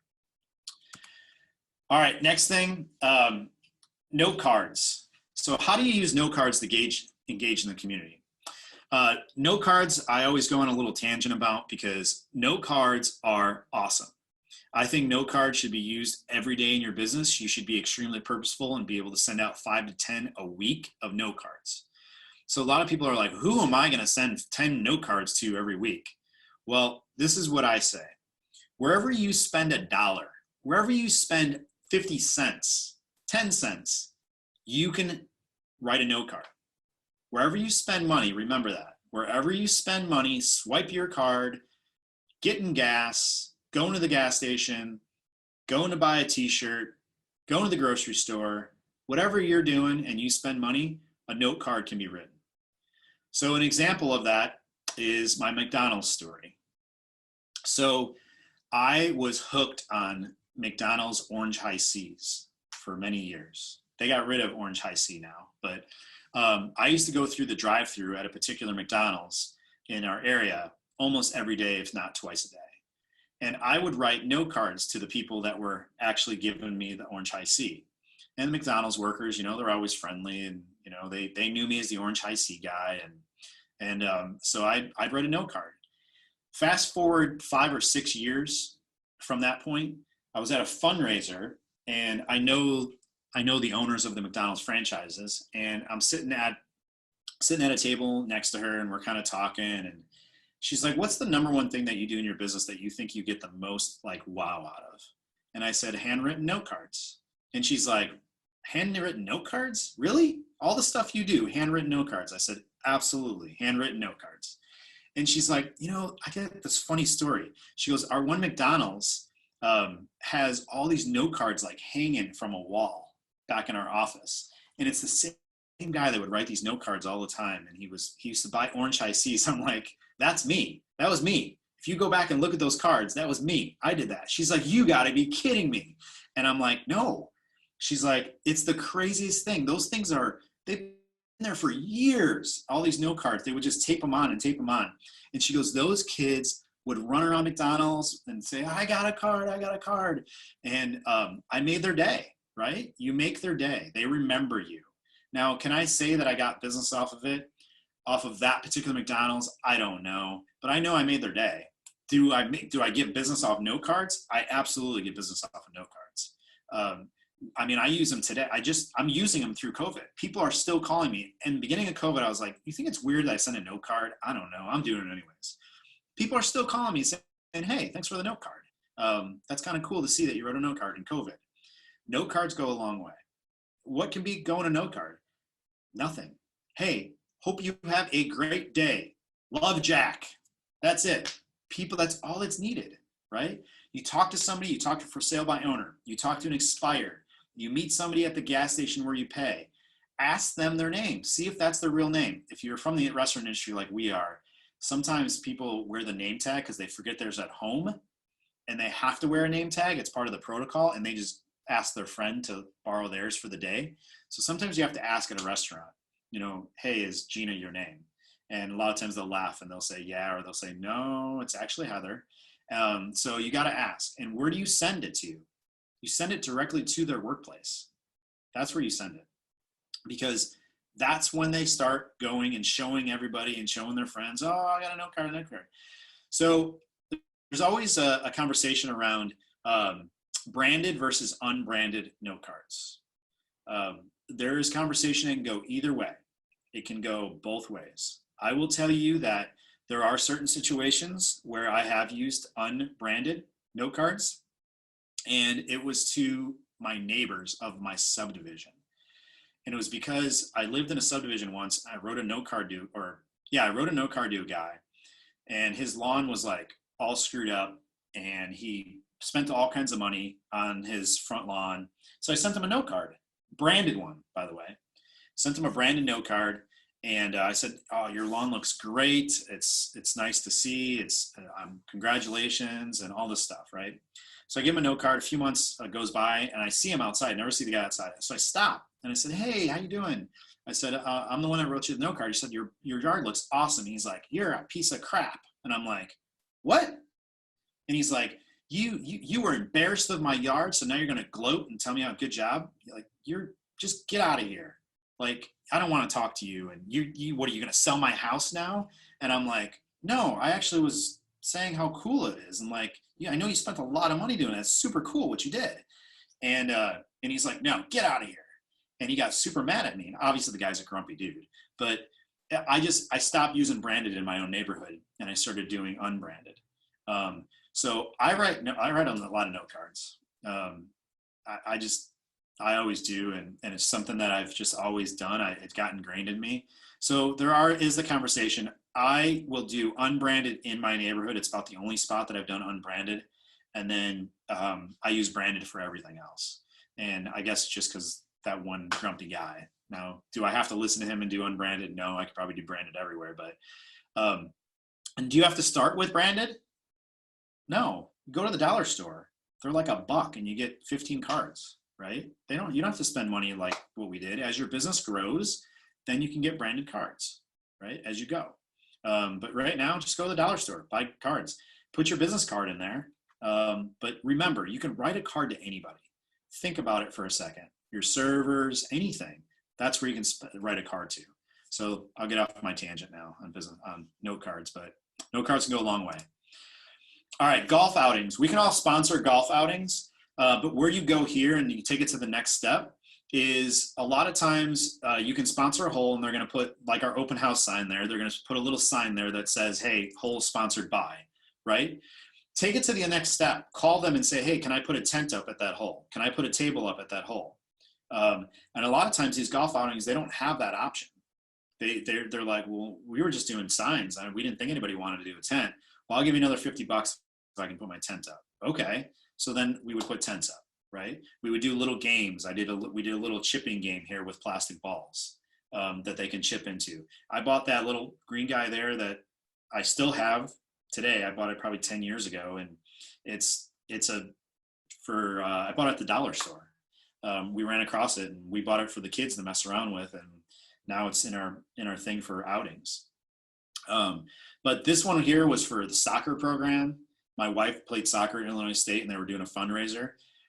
So he called me and asked me to donate, and I said, as long as I can put a tent up and do all kinds of stuff, I'll donate to the golf outing or to the program, which we were already donating, but this is different. So anyways, it was fun. So then I went to the guy who runs the golf course and I said, "Hey, can I put my truck out on the course?" And he's like, "What?" I'm like, "Can I put my truck out on the course by my hole?" And he's like, I guess, but I have to drive it. If you're okay with me driving it." I'm like, "I don't care." So he drove my truck out there and put it out on the course. So that's another reason why you can, use your branding as far as that goes. So, but think outside the box is the idea of what I'm saying here. Just because a fundraiser says a package is $100 or $200 and they're only offering this, think about what else you can do and call them. And if it's not an option on there, just go in with a low number. Just go in and say, "I'll pay you another $25 if I can do this." They're there to raise money. They're not going to care. Project with a Cop. This is something that you can organize. This I ended up organizing with our non-for-profit and some other non-for-profits in the area. But I went to the police department and came up with the idea if they would come out and I got this from another community somewhere along the way. And I said, "Would you come out and do a project with the Boys and Girls Club out in the area?" And they actually, not only did the local city police department come, but they called the sheriff's department, they called the state police, and they all came. And it was really, really cool because we had the kids bus, the Boys and Girls bus to a street that we actually closed off, and we did it. Now, as you can see, my logo is not on this flyer. Our non-for-profit is, but my logo isn't. And it was because one of the things that you'll learn is that if you do anything with your municipality, you can sometimes not be able to mix private and public funds. Okay. So let's say you did an event with the city of Tampa. A lot of times the city of Tampa is not going to let you put your logo next to theirs. And it's because they can't have constituents come to them and say, well, you helped Jack and his real estate team. Now I want money. I need you to support me and endorse me. So mixing private and public funds usually can't happen. Well, it can't happen, period. So my logo was on here when we first designed this, and I had to take it off because they came back and they're like, you can't have your logo on there. So, anyways, what was still nice is it was me and my team that put together and organized the whole thing. We went to Home Depot. That's everyone in the orange shirts there. We went to Home Depot, and Home Depot supplied all the buckets. If you go to Home Depot today, well, I don't know about COVID, but if you go to Home Depot usually, and you ask them for a box of kids' projects, they're little bags. I don't know if you can see them on the tables anywhere, but they're little bags of like little wood things that they do every Saturday in Home Depot. Every Saturday in Home Depot usually has a kids thing that they do in the back of the store where they can build a little birdhouse, little jewelry box. Those things are used for the community. So if you walked in there and said, hey, is there any way, is our manager here, can I get a kids box, a box of kids projects that I'm going to use at a fundraiser, and they will give them to you unless they're out of them. But they're for the community. That's what they're there for. And if not, they'll usually say, well, if you give me a week, I'll get them in for you. I've never been turned down by a Home Depot. A Home Depot right here by our office at 19 and Curlew, I walked right in there and walked out with a box of 50 of them. My first try. So anyways, this is a great way to get different people involved. So again, think outside the box. Think about what you can do. Red Day. Most of us are probably Keller Williams on here, but there might be some other people. I know there is because I invited somebody. So Red Day is a day within Keller Williams that we shut down all of our offices, and we do a community service project, and this happens across the entire world with Keller Williams. And it's Mo Anderson's birthday, which is our culture leader in our company that built our culture to what it is. And every year we do this on our birthday, and we go and we donate. This is actually the non-for-profit. This is the building that we bought with the non-for-profit, and I was able to get our office, our Keller Williams on that year to come and help do a whole landscape project and do all kinds of stuff.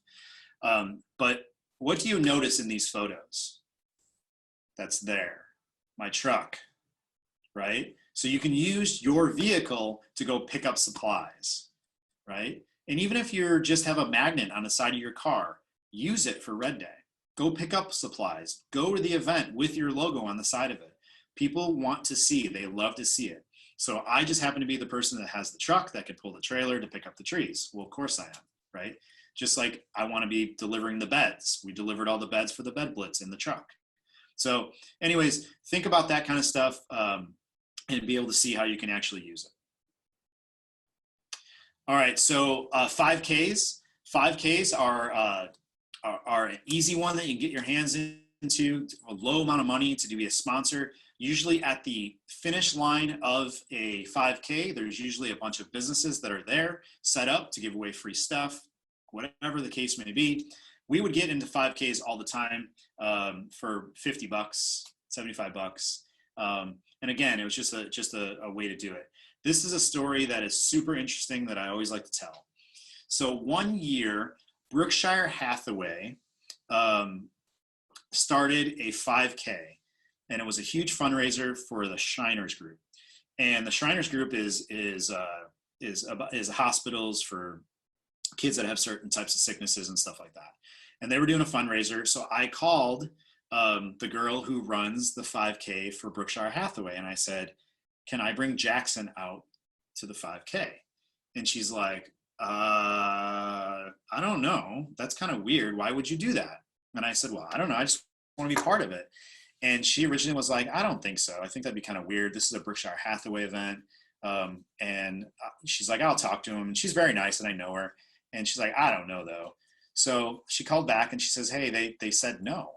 So I called the owner of Berkshire Hathaway, and I basically put a guilt trip on him. And I said, "Listen, it's just another organization that's just trying to help out. I bet you we can probably have Keller Williams donate all kinds of money. The realtors would donate and join up. It'll be your event. It's a Berkshire event, but I'd still love to be there." Next thing you know, I have Jackson. They allowed me to put my truck on the route. I had a table set up at the end of it where I was handing out water with my logo on it. And there was basically no Berkshire Hathaway agents doing anything. They were just all there. They were volunteering. I shouldn't say they were doing anything. They were volunteering, and it ended up being a big race. The next year they start this website, and look who's on the website. On the Berkshire Hathaway run website is Jackson and the truck, which is awesome. It's so fun. But the funny thing about it is today, this race is now a Berkshire Hathaway Keller Williams race, which is the coolest part of the whole story. So obviously I haven't been there in many years to be part of it, but it is now a dual brokerage 5K, which is so cool to see happen off of it. But it's cool because, you know, sometimes people don't think about it. They don't think outside the box and where you can do it. But what's the worst that somebody could tell you? No, sorry, right? But you got to ask. Here's some pictures from it. People on our team and Jackson being funny. Another one is the inflatable 5K. This is a worldwide one. This is they have these all over. I actually in 2000, I don't remember what year, 2018 maybe. I bought out all the inflatable 5Ks here in Florida. This is when my team was looking at doing expansion all over the state of Florida. So I had Miami, Fort Lauderdale, Tampa, Sarasota, Key West, and Tallahassee. And we were the major sponsor for the inflatable 5K at all of those. So we were able to set up tables, and they actually let me speak at every start line. I'm not going to play it for you. I don't even know if it'll play through here, but they let me speak up top. So I would speak to the whole thing, and I actually started the race with the air gun. I was able to tell them who I was and all the different things that we did with Keller Williams and my team, and it was fun. And they had like six or seven different starting times, so I was able to speak 6 or 7 different times. And then we did all the water at the finish line, and then I had a booth and we gave away grill and some other stuff. But it was a big part of it. This next one is let me see where this is at. So this is actually when I running in the U.S., but you can see I actually have the Maricopa. This is when I was teaching in Arizona. I never changed it for this. I forgot actually. So if you go to running in the USA, you can then go to your county, and it keeps track of all the 5Ks that go on everywhere. And you can select your county. It's supposed to work in every state. So you got to check Florida. I haven't checked it yet for Florida. And then what you do is you call those people and say, hey, do you have any sponsorship levels? Can I come out, hand out water, or set up a table? Or, you know, if you don't want to do all that, you can just volunteer. A lot of them will just say, yeah, you can volunteer. And again, you're amongst the volunteers now, right? To be able to communicate and have some good conversations with. So anyways, that's the website for that. This one was actually this is prior to me at Keller Williams. We had a little zoo in our area, and we had heard that the zoo was trying to do a fundraiser for new computers. And I was actually listening to a city commission meeting, and the city commission turned down buying of these new computers. So I went to the zoo and I said, what if I fundraised for you for the new computers? And they're like, really? So my team fundraised for the new computers for the zoo. We used it on social media, and we raised the funds for the new computers. And I think we bought them 3 computers. Then next thing you know, I have a little plaque at the zoo, and they gave me all kinds of free passes to give away year passes to a bunch of clients. And it was cool. And they did a little presentation in front of city commission of us giving the computers to them. And it was I just thought outside the box. I said, well, I don't have, and actually this was a little bit earlier in my career, and I didn't have the money to buy the computers. I'm like, well, I can fundraise them. I can find the money to do it. So that's what I did. I didn't have the money. Our team didn't have the money, but I fundraised for it. This was a cool one. We had an executive assistant that had Jessica, and she has major health issues, and it was a really sad story. And my father-in-law decided that he wanted to jump out of an airplane for his 70th birthday. And I was not about to jump out of an airplane. And then my wife said, well, I think I want to jump with him. And I'm like, are you crazy? And so then I said, well, if I'm going to jump out of an airplane, I'm going to do it for something more than his 70th birthday. So I'm thinking, and all of a sudden all this stuff happened with Jessica. And I was like, oh, that's what I'm going to do. I'm going to jump out of the plane for Jessica. So I put it out there and that I'm jumping for Jessica, and we ended up raising, today it's over $10,000 because this kept on rolling. And then somebody else jumped out of a plane for her later on. And so it was kind of neat. But by the time I jumped, I raised $4,000 in not that long of a time frame. So it was kind of cool. So it was just something I knew I was going to be doing. So let's attach it to something that you can raise money for. So that's what we did there. All right, homes for charity. You guys can use this in your business starting right now. What this is a way, this can be a value proposition when you're at a listing appointment. This can be used as an awesome way to get engaged in a community charity as well. So what it is basically you match up to a certain amount of money that a client is willing to give to a charity. You can do a charity of their choice, but you have to be careful because you want it to be a charity that is going to be local enough. And what happens is you donate whatever you want to say. So you're at the listing presentation and you say, we actually had a form that I cannot find anymore. Another group asked me for the form and I can't find it. But we had a form that said, you can pick your charity, put your amount in, and we'll match up to $500 up to what you do. So when the person closes, when they close, they write a check to the charity and then you write a check to the charity. And that's how the charity fundraises, right? What do you think the charity does to help you sell that house? They market the house for you. They send it off to their mailing lists. They put it on their social media platforms. It was a great way. You basically get your hands, not necessarily their mailing lists, but they will take care of it for you. They'll put it in their newsletter, they'll email it out. And now they're doing marketing for you. And another way to maximize the opportunity for your seller to sell their home, right? So that's the whole idea behind it. And we had a letter that basically went out to the non-for-profit. And you have to be careful though, because you don't want them to give it to a national charity to where that national charity doesn't have a local reach. Does that make sense? You have to have a charity that has local reach because you got to be able to use their services to be able to make it happen. If that makes sense. So that's the letter that we would give out to the charity. And then we had a little thing that we'd use at the listing appointment. So at the listing appointment, it's a huge value proposition, right? You're helping the community. They're helping the community. You're saying that, hey, you're going to do a different way to market their home out, right? Where you're showing more over and above what another agent might do for them. So find some local charities, go talk to them prior to if you want, make a list and say you need to pick one of these charities, and then this charity will help us market your home. Another way to make yourself look a little bit different for value proposition. Facebook, we all do this now. This slide's old now, but we all do this. But the main idea here is that wherever you go, give a little shout out to where you're at. I'm actually not that good at it these days. I used to be really good at it. I'm not that good at it today. I need to get better at it, become more purposeful. But wherever you go, give them a shout out. Say where you're at. You can see that the one place was giving out free ice cream. So I did a whole little thing on free ice cream. Jimmy over here in the corner, he's actually a real estate agent with another company, but I became really good friends with him. He bought a restaurant.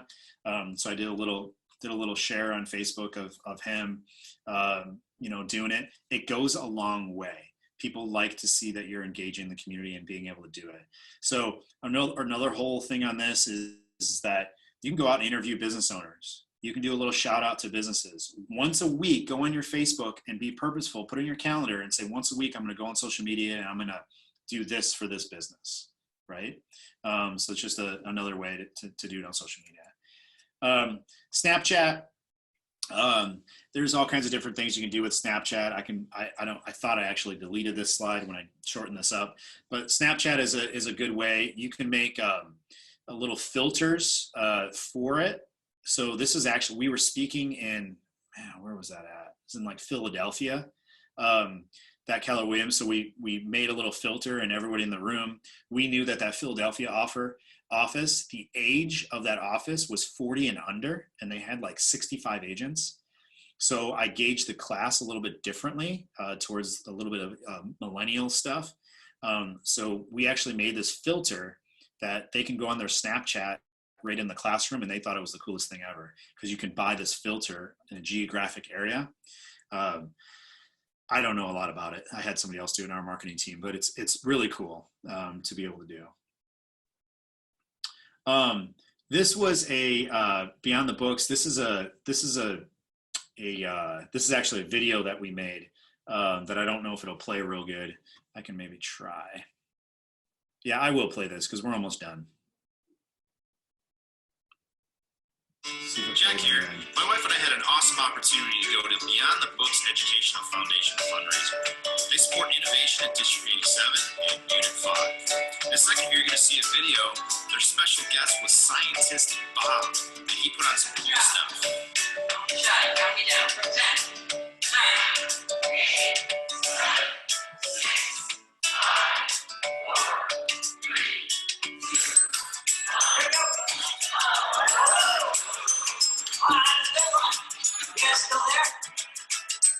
Here's my wife's friend Katie and I, scientist Bob. And then you'll see Justin Boyd, Country Financial, get his book signed for his kids. These books are great. Scientist Bob wrote them with another author. They have a lot of scientific stuff inside of them, kids' projects from all ages. You can check them out on Facebook. And then you can see here there's some cool things that they use to decorate the tables, which is a great event.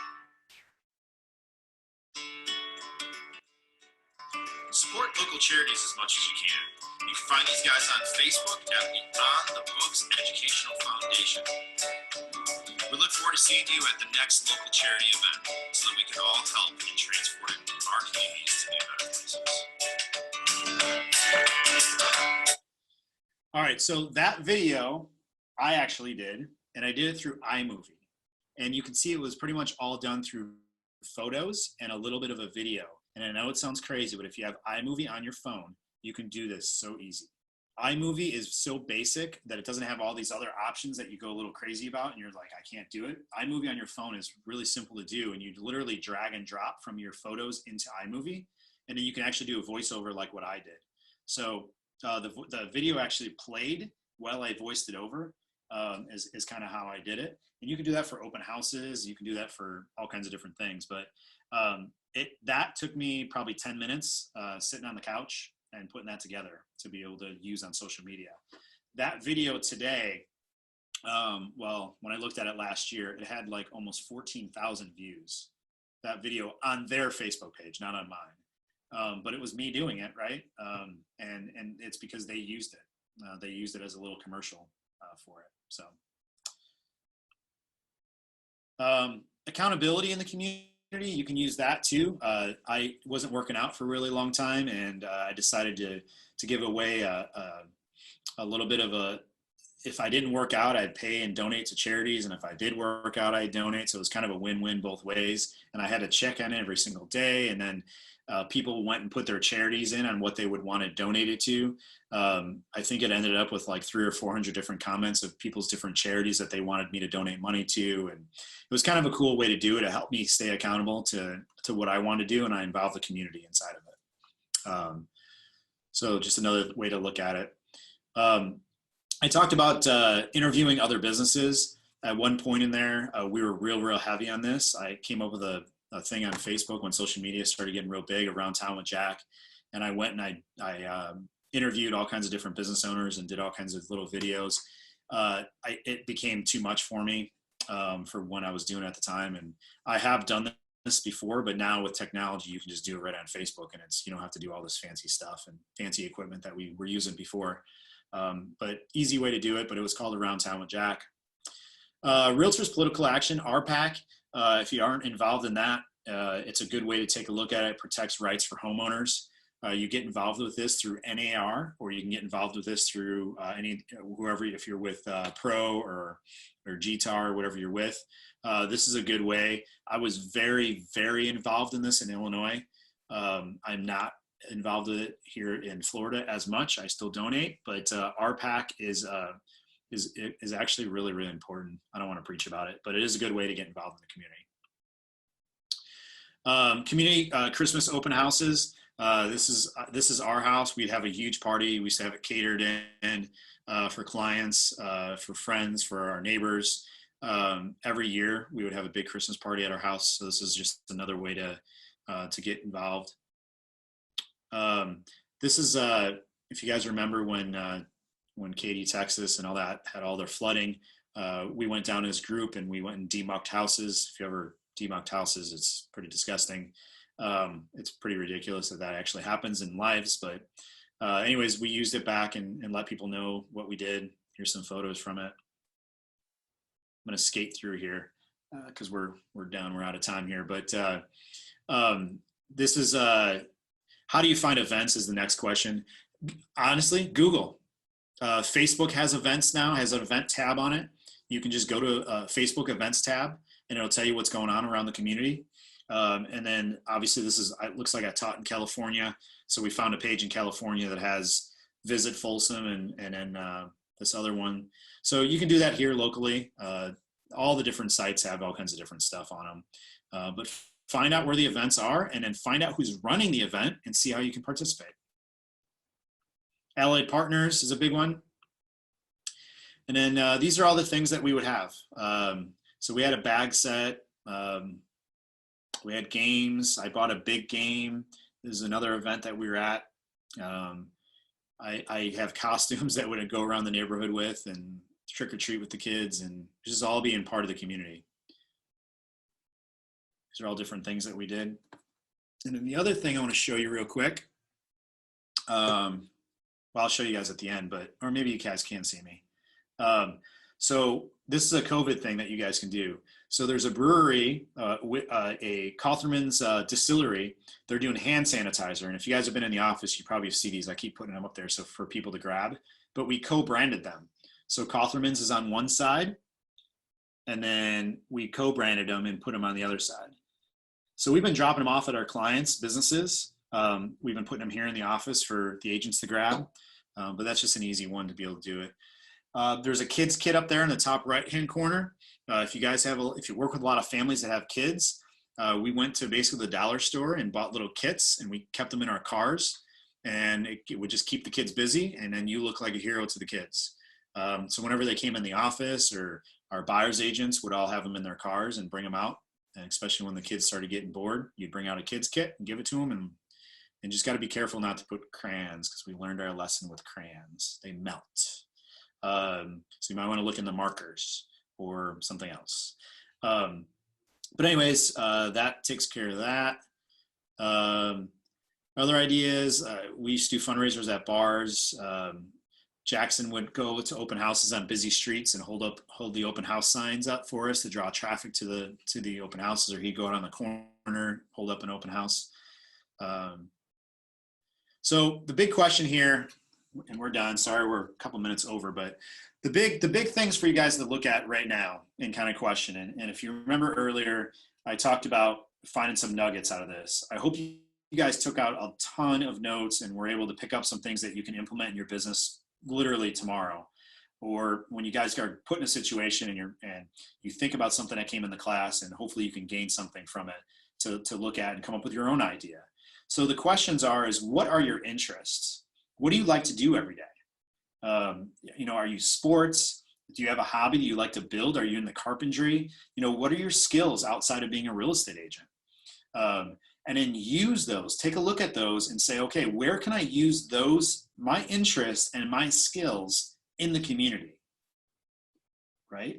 And then once you have that, you can then go and say, okay, I have that. I know what my interests are. I know what I have skills in. Now I'm going to go find a non-for-profit or go find a community organization where I can use those skills. So an example, you might like to put on social events. You might be a great party planner, okay? If you're a great party planner and you love to put on social events, go be the social chair at the Chamber of Commerce. Go to a non-for-profit and say, I want to throw a big party, and everyone that comes, it's going to be $20 to get in, and I'm going to donate all the money back to you, right? So find out what you like, find out what your skills are, and then run with that. And as I taught my daughter at a really young age, don't listen to your drunk monkey. If you listen to your drunk monkey, you will not think of community engagement as something that you can do, right? And just like anything else in your business, if you keep listening to your drunk monkey, you're not going to get anywhere. The drunk monkey is going to keep telling you that you can't do it, and you can do it. Doesn't matter what your skill level is. It doesn't matter how long you've been in the real estate industry. You can be in it a week, and you can be in it 20 years, 30 years, 40 years. Doesn't matter where you are. Community engagement's never going to go away, and it is always a way to pick up leads, no matter where you are in your business. So I do hope that you guys all took something from this. And this is one of my classes, like I said, that I traveled around. I do have a couple other classes that I do, but this is my favorite one. And again, I had to shorten it up a lot. So hopefully you guys got some things out of it to be able to move on and make some things up. So I'm going to skate through these slides and put up my contact information up. Hold on. Let me see what the quickest way for me to do this.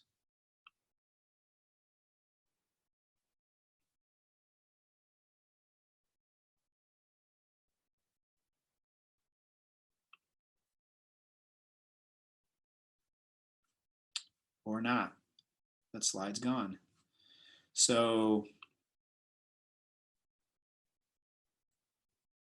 we'll just go back with that. All right. So I am, sorry, I'm just going to shut this off. Screen share. Well, I appreciate everyone being here with me today. I'm a commercial director in the office, like I mentioned earlier. So if you ever have any commercial referrals, love to have them come my direction. If you have any commercial questions along the way, or we're going to be launching here very soon a co-op opportunity for marketing, and it involves some video that we can make along with you to be able to help you get some commercial referrals and generate some extra income in your pipeline. So look forward to having that. Again, if you have any referrals now or anything like that, please let us know. And if you have any questions in regards to community engagement or anything on the residential side, I can help in pretty much any way that any questions you might have. So does anybody have any questions before I log off here? I have to get to an ALC meeting. So anybody got any questions? Thank you for today. It was really awesome. Well, thanks for joining. Thanks for hanging out. Thank you very much. Yep. Thanks. All right. Well, I will see everybody later. Thank you, Jack. Great information. Thanks. Have a good day, everybody. You too. Bye-bye.